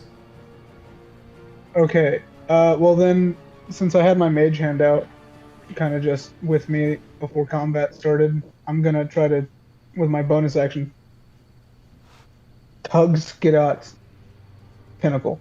Just like yank it. All right. And also, keep in mind, cutting words does not work against saving throws. What? Yeah, it says attack roll, damage roll, or an ability check. Oh. That's okay, That's stupid. Okay, so, yeah. though. All right, is that your turn? Yeah, would it do any damage, or should I make a Just strength check or something? Just Like, a tug in his wanna tentacle? yank his- Yeah, go ahead. Yeah, I and want to like yank his tentacle. Okay, Just awesome. like gently pull it. I want to like yank it. I love the creativity, Eric. Go ahead and roll a d20 plus your strength modifier.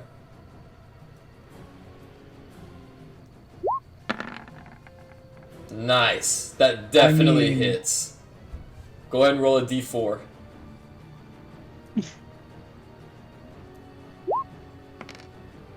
Let's go, baby. As you pull it down, you see a bruise form. As he brings it back up, it snaps into his head and delivers 2 damage. I'm just gonna. That's awesome. I'm just gonna use my last 5 feet to move to this side of the staircase and say, "Oh, hey, Larry," and that's gonna end my turn. Alright, Glenn, as you look up through the hole in the side of the Nautilus, you hear Rez. You have some ink on your face. What would you like to do, Glenn? And that, that's like directly south of me, right? The opening. that It you is. did? Okay, sweet. 5. I'm coming in. 10. 15. Gotta go around this fool. 20. 25. Oh wait, shit. The stairs on the other side, aren't they? Yeah, that's okay, that's okay. So, 5, 5, 10, 15, 20, 25. That would still put me like here before the staircase. I'm gonna go ahead and dash. Okay.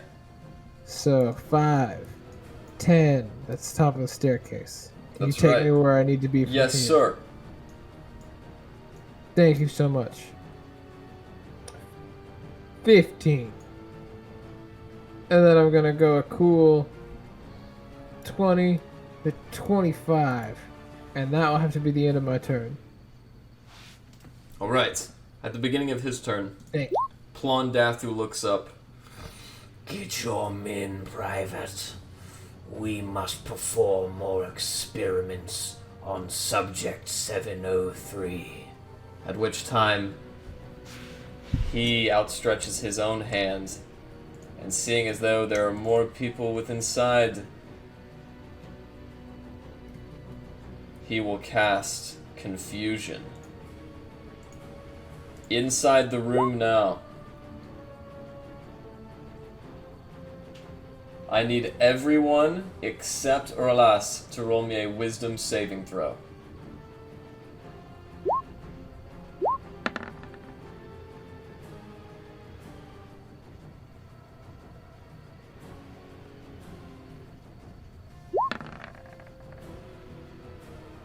Alright.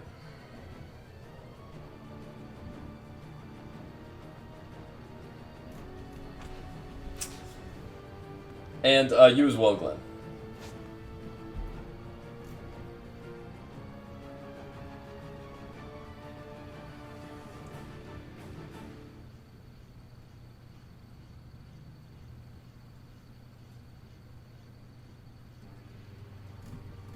Alright, well I will say this. Rez, you succeed. However, Alistair and Larry, you guys immediately just feel this bizarre hallucinatory effect take over your vision. And as you guys look around for but a brief moment, you realize you don't know where you are or why you are here. You guys do not have any reactions until your next turn. With that, he is going to move over 5, 10, 15, 20, 25, and as he finishes his levitation, that will end his turn right in front of you, Glenn. Up next, Skadot, prioritizing on this mode of opportunity, is going to psionically command the bugbear. As his bonus action, the bugbear begins attacking you. Arlas, does a 13 hit? I have to go with the mirror image. So, I need to roll above 8, which is good. Mirror image disappears. Second attack, I need to go above a 11, which does not, but he rolls a 16, which is a miss. All right. Okay. Up next, still on his turn though, he finishes his bonus action. He's going to run to Glenn as well with his ally. And as he does so, Glenn. Yes. A 23 and a 25 both hit. Yeah, absolutely. Alright, you take 12 psychic damage and an additional 14 psychic damage. Ooh, and 26 total.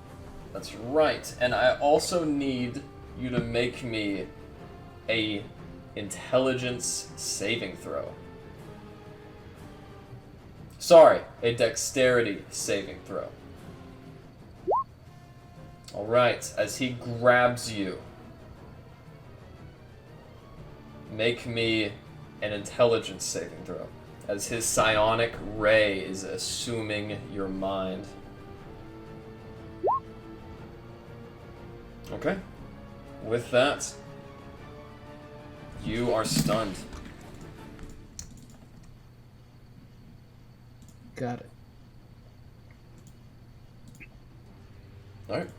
With that, Alistair, go ahead and make me a wisdom saving throw. At advantage, you succeed. Oof. Okay. I was gonna step over here. Step over here. You see from that angle, Alistair, Skadot, hovering over the railing, is grabbing onto Glenn as his tentacles snap around Glenn's head. You know what's gonna happen next. Alright, gonna try the big boy. Laser pistol. Alright. As another hole is cut into the side of the wall. What else would you like to do? Should have known better. Never works. All reliable.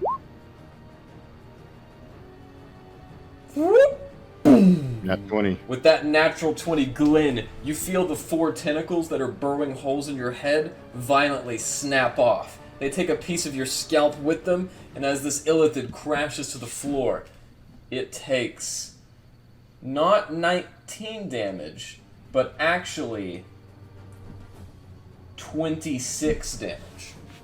And he's pushed 5 feet. That is right. So yeah, he would be, from your angle, right here. Was he concentrating, or that's the other one? That's right. The other one is currently concentrating. What else would you like to do?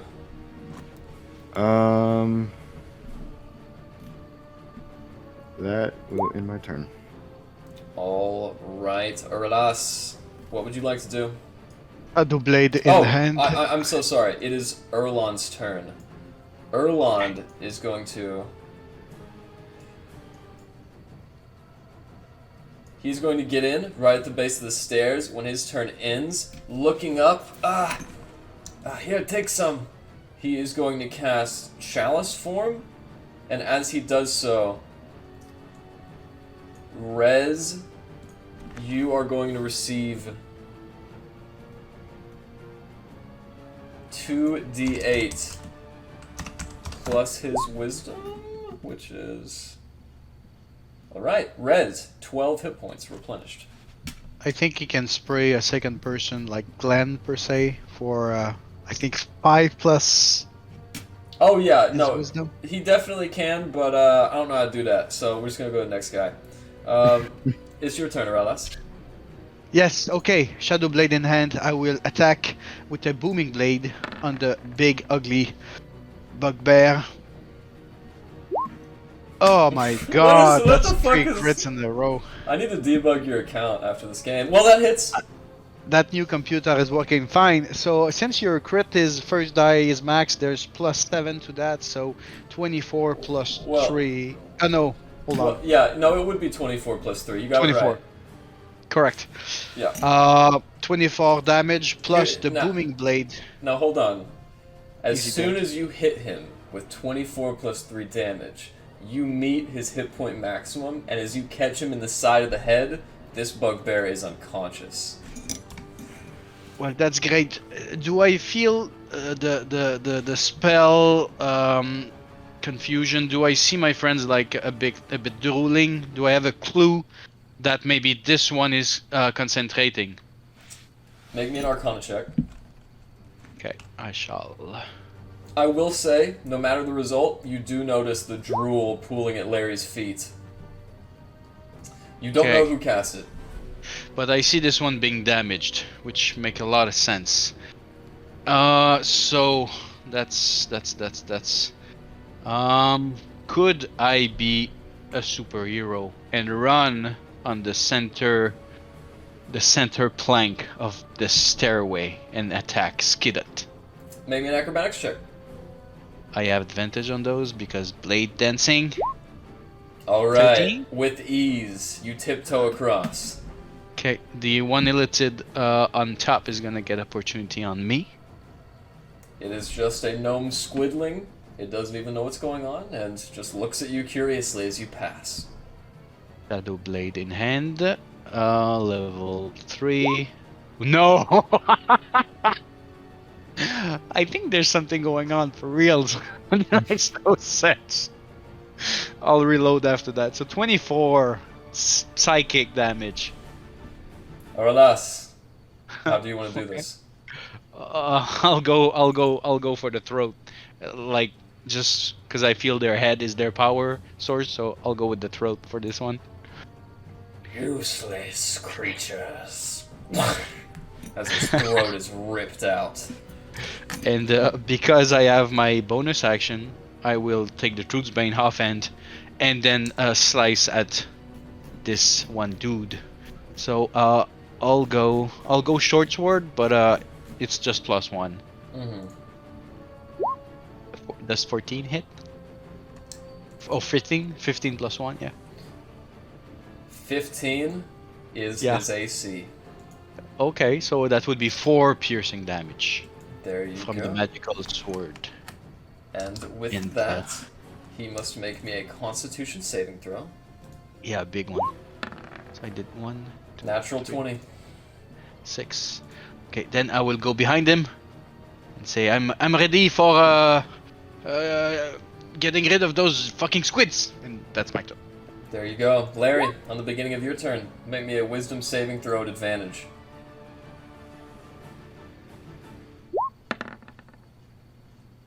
With your natural 20, Larry, you resist the confusion. As you bring yourself up out of your diminutive state once again, you are no longer stunned, and neither are you, Glenn, because Skidot was thrown off of you and killed. So, Larry, what would you like to do?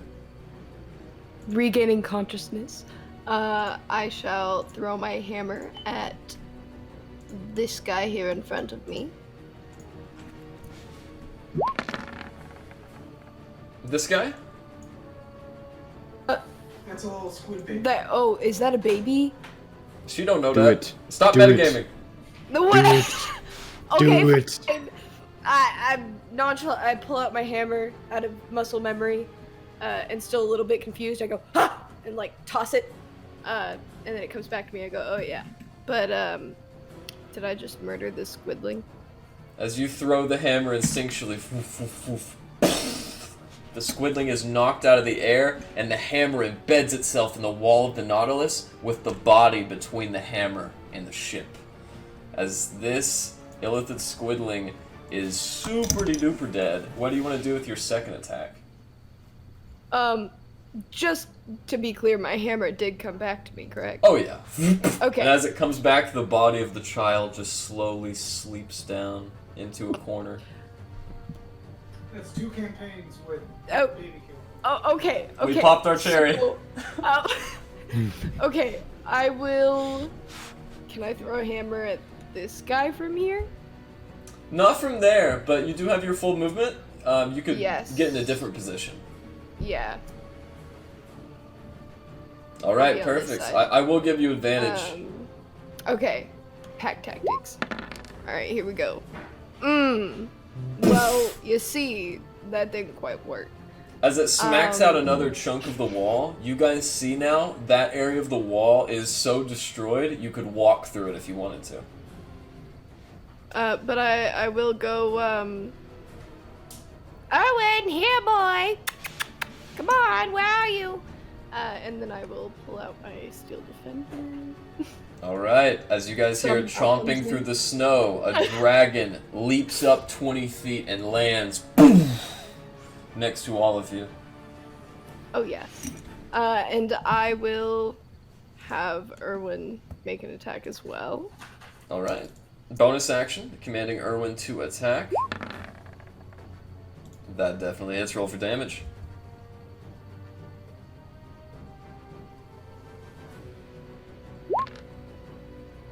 All right. 5 force damage onto the target. He is going to need to make me another one of those handy-dandy Constitution saving throws. Who is?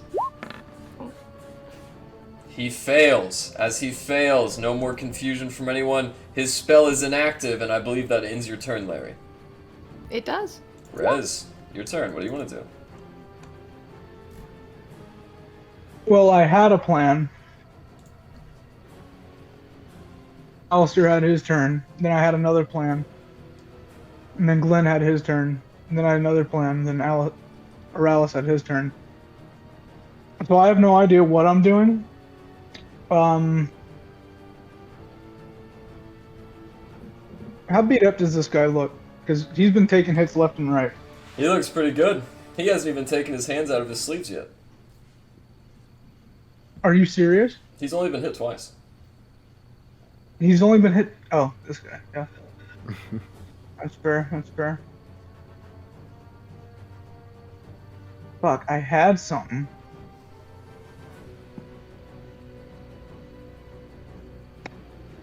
We'll go with the classic.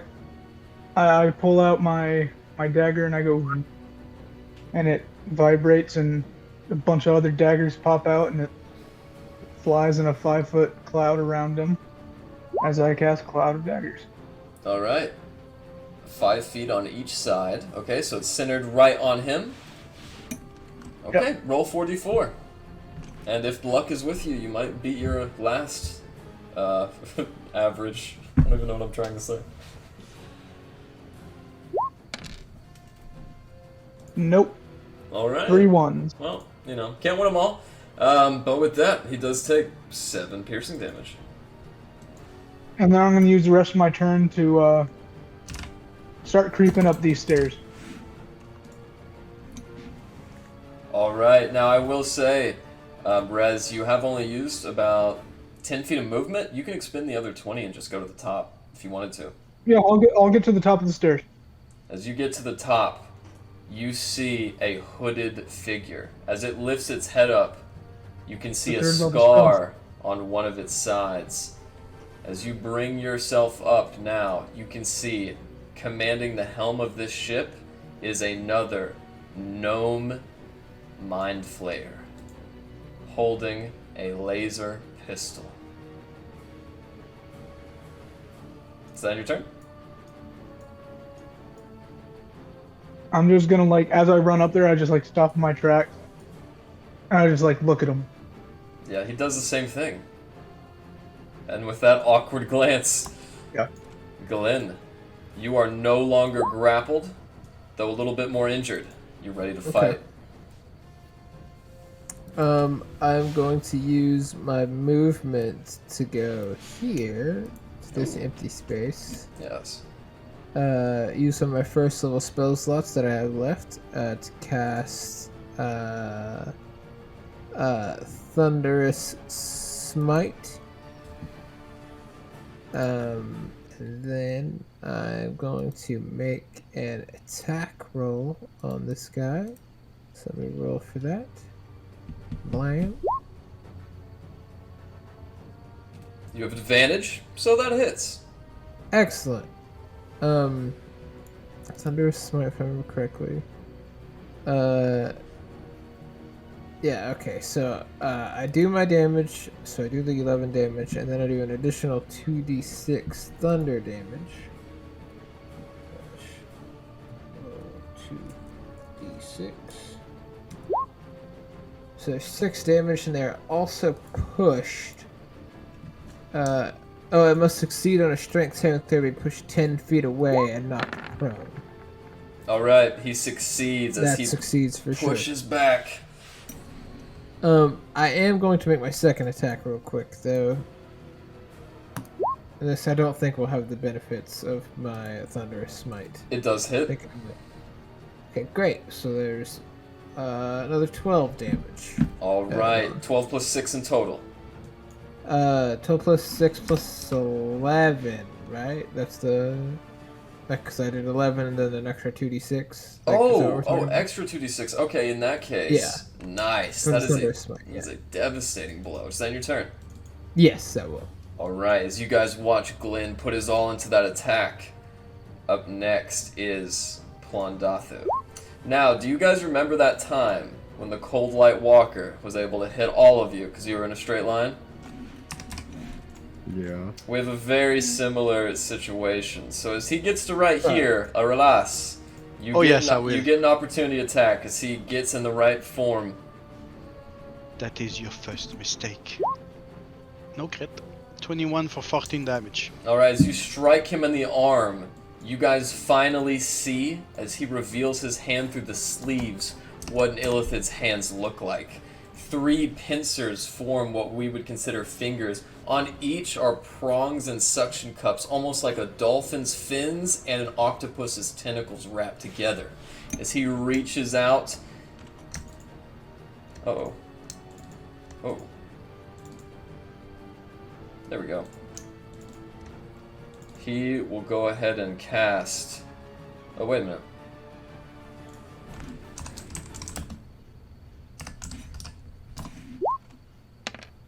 Alright. He's going to cast Mind Blast. So, everyone in this room, roll me an intelligence saving throw unless your name is Alistair. Ooh. Yeah. Alistair, I didn't even notice you over there. I felt okay though, because my intelligence saving is a +7. All right. One more from Mr. Relas. You know, I just realized that you guys are pretty smart. So, Larry, unfortunately, you do take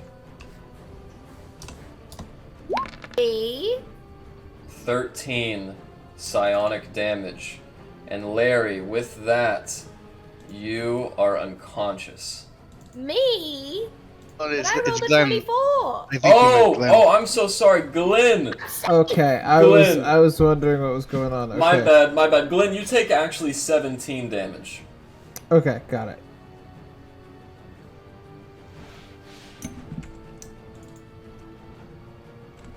With that out of the way, the Illithid is going to look at you, Larry.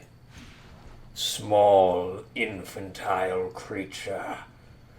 Skidot should have eaten you when he had the chance. Larry, go ahead and make me a wisdom save. As the Illithid cast Vicious Mockery. Larry, you succeed and the insult slides off your back. Whatever, man.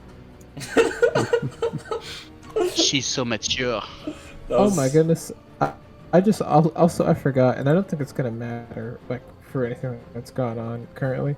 But since I'm 6th level, anyone who's within 10 feet of me, if you have to make a saving throw, regardless of what it is, you get a bonus that is equal to my charisma modifier, which I believe is 2. So, in the future, if you're within 10 feet of me, you get a +2 to your saving throws. Beautiful. And with that, Alistair, what part do you want to shoot? What part do I want to shoot? Yeah, that's what you're doing on your turn, right? Shooting him? Yeah, I'm shooting him. I'm trying to hit the throat. Okay. Because I want to preserve that head. Of course. Taking a shot. All right. As you guys watch him finally finish packing his canister shot, Alistair holds it at waist level and with a hefty boom, you guys watch as the Illithid incurs exactly the amount of damage it needs to be rendered unconscious. As it slides to the ground in the middle of you, it is not dead. Alright, for the rest of my turn, Kill it. We alright, are. I've got a couple things I want to do. Alright. I'm going to move over here.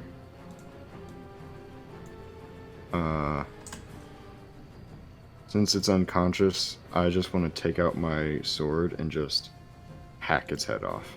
Alright, you don't even have to roll for that. As you guys hear the eerie silence sweep over again, you look down and Alistair, just like he had done before with a man by the name of Max Lander, grabs the Illithid by the tentacles and makes a cut. Go ahead and roll me a nature check. Alright. I should say you can make survival as well. That's good enough. It's not a clean shop, but as you saw through, you hold in your hand one Illithid. Now then, Rez, as you are staring at this creature, and it is staring at you, it finally breaks the silence. What? What are you?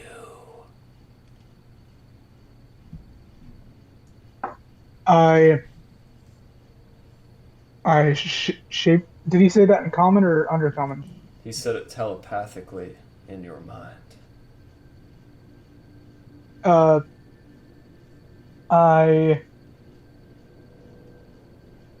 Fuck.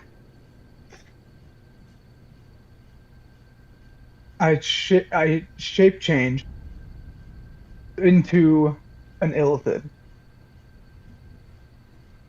and say to him telepathically, "Finally, I can drop this disguise."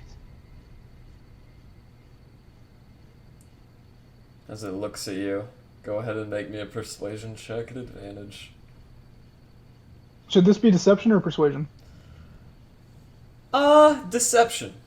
But it would not be an advantage. Or wait, do you get advantage on deception? Well, I checks? still have advantage on it because of my Active feat. feat? Okay, then go ahead with advantage. Plus 11, baby. Yes. Have the others brought back food? They are downstairs preparing it as we speak. Yes. We will need a full belly to survive another siege. Come, let us eat, brother. After you. And I like bow and like gesture my hand. Being a provost has its perks. I will bite into the most supple one and feast on its bread. As he goes to say brain telepathically, he makes his way down the stairs, and Rez, you hear a single word. Shit.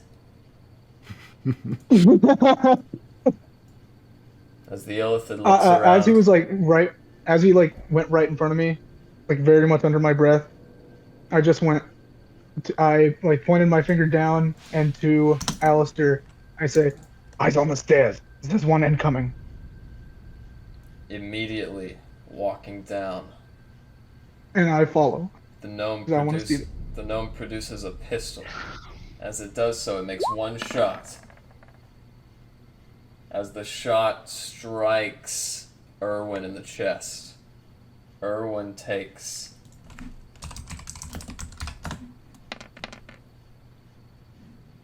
12 points of radiant laser damage. As you guys are sitting there now with this Illithid with a smoking laser gun, what would you all like to do? I'm shooting my cannon. Just immediately. And from behind, I'm shooting my pistol at him. I'm gonna say, with everybody's ire and riddling bullets, this gnome is destroyed. Like John Gotti in that movie where he is shot a bunch. The gnome Ceramorph takes all of these blunt objects, and as its cape flies out of the back, purple and white blood mix, and it falls over. I am immediately rushing over to collect the head. Alright. As you do so, you notice something else, Alistair. As you pick up its head in similar fashion and begin sawing, 6 alien blaster power cells fall from his pockets. So I'm go taking ahead. all of them with the alien blaster. By the way, how many rounds do you have right now? So, with the one that I just fired, that puts my total at... should be at 38. Thank you for that. And then if I add the 6 to that, that would be 44. Okay. Rez is trying to figure out the easy way what these buttons do. As you And look these ar- switches and not. As you look around, Rez, there are no buttons. There are 2 opal spheres which clasp the command console. In the command console, Eric, imagine an amoeba that a clownfish would swim in. However, it's massive and seems to correspond to different tentacle-y inputs. What happens if I start poking them? As Or you as start- an illithid in my changeling Yeah. shape, I That's tickle true. it. As you do that, you guys feel cold air sweep the room, and a thin band of opal that stretches around the ceiling of the space lights up red as Rez has activated the red alert. God damn it. What does this other one do? As Rez touches another button, you guys inside of the already destroyed battle deck watch as a clear, transparent portion of the Nautilus becomes invisible.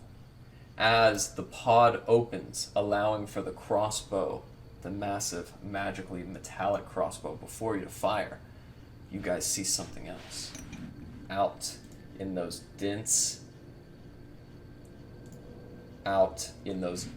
piles of trees stretched out before you, you guys see Goliaths.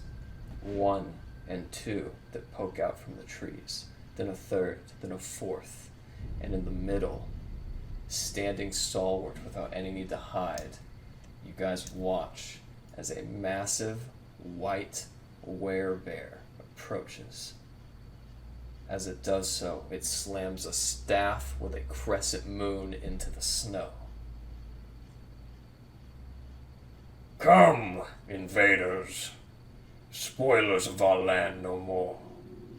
We will drive your kind from existence, but first, I have some questions.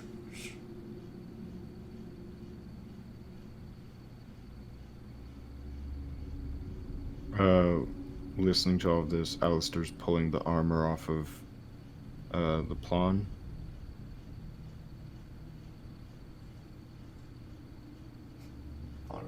Alright. You think we should go out and tell them we just killed them all?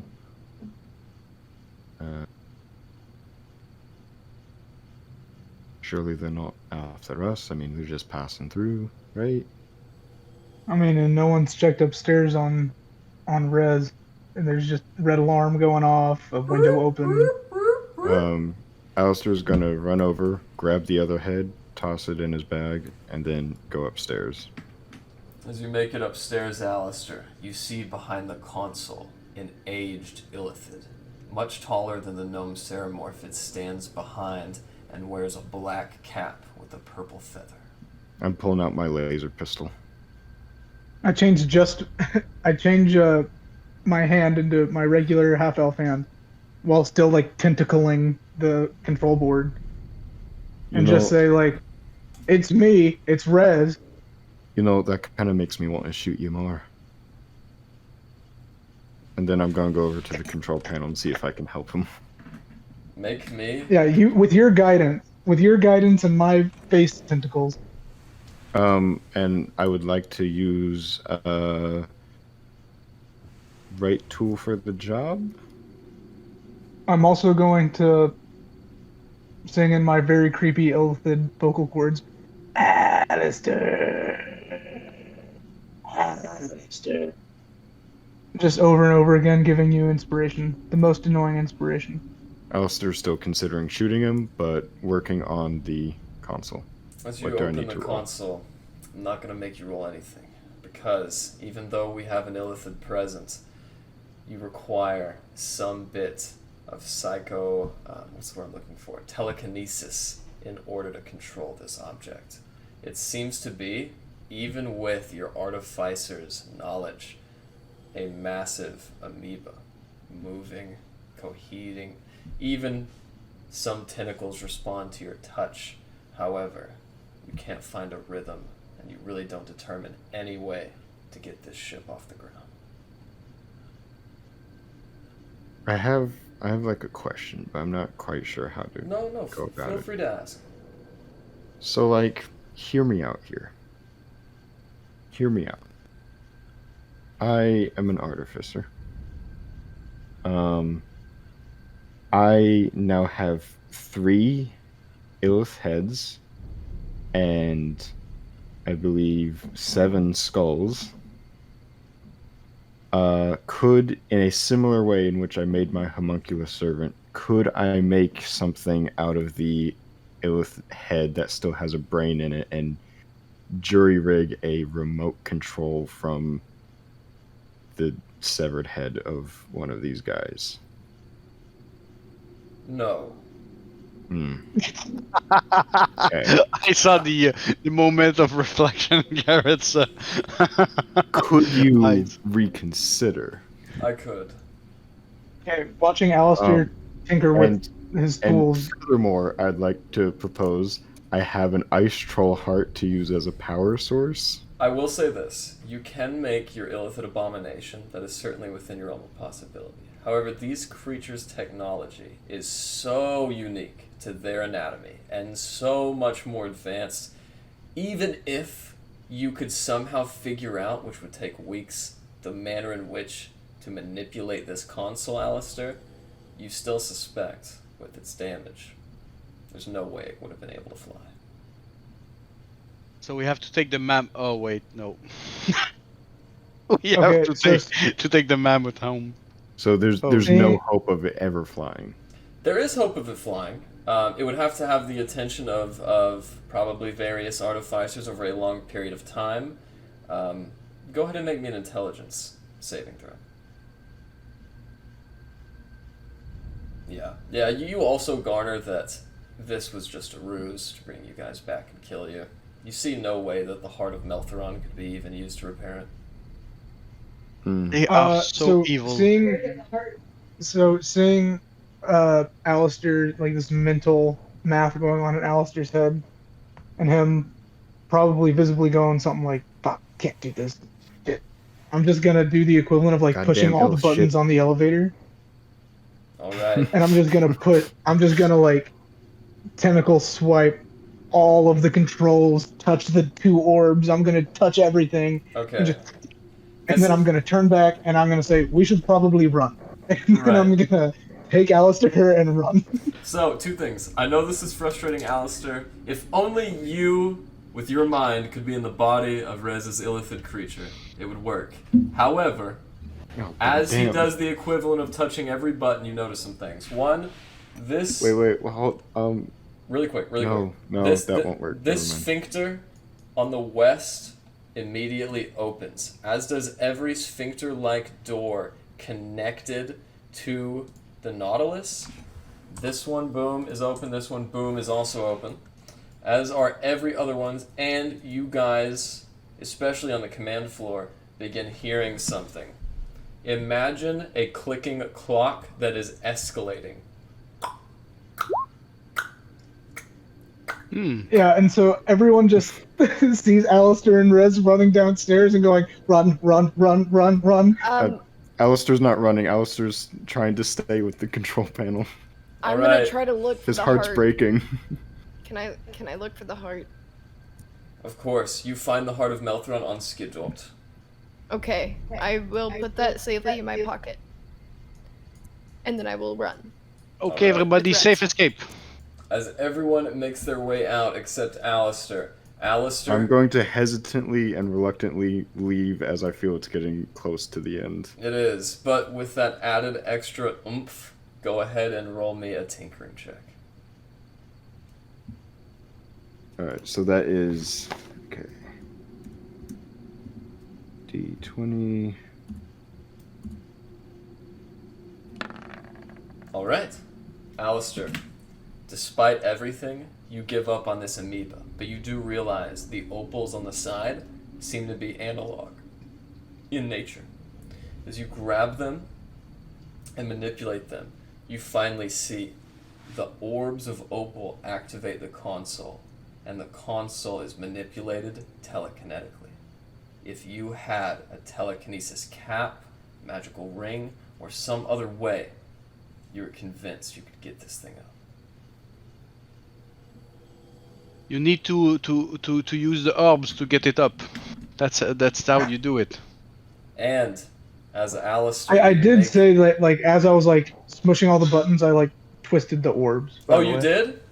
Oh, okay. Yeah, well, the orbs. Yeah. Then, as you saw, sir, the orbs just turn it off and on. But I'd need something psychic. Telepathic. But I can't stop the self-destruct. Rez didn't even start it intentionally. You think you could stop it? No. Oh, this is breaking Alistair's heart. It is. He's Eric, gonna Zach, salvage whatever tech he can as he's leaving. Okay, on the way out, I will say, Alistair, you catch the view of a brine pool. Thick, mercurial green and purplish pink liquids. Go ahead and add a sample of illithid brine. As you guys come out, the sphincter closing behind you, the werebear appears. In their massive staff, you do see 2 deep blue eyes that look back at you. So, who are you? I recommend you run. I don't know how big this explosion's gonna be, and I keep running past them. As the explosion hits and wind is sent at your backs. Everyone, make me a dexterity saving throw. May I ask you to roll it for me, DM? Of course. Yikes.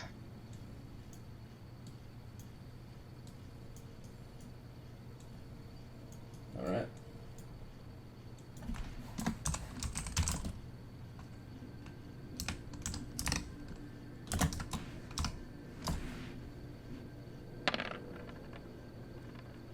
With that, all of you fall unconscious. You're muted. With that, all of you fall unconscious as the psychic wrath assumes your mind. Smoking and I smoldering... have 1 hit point left. That's right. Smoking and smoldering Rez, you have 1 hit point. And as you open your eyes, you see the Goliaths as they pick up your friends from the snow. As I'm like getting up, not even realizing it, I cast Mass Healing Word. And it's my last 3rd level spell slot. Yeah. So you guys get... It's not much healing, but it'll get you up. Not me. Yeah, no, nothing can save you. You shouldn't have fucking died. With You that, fucked with the ship.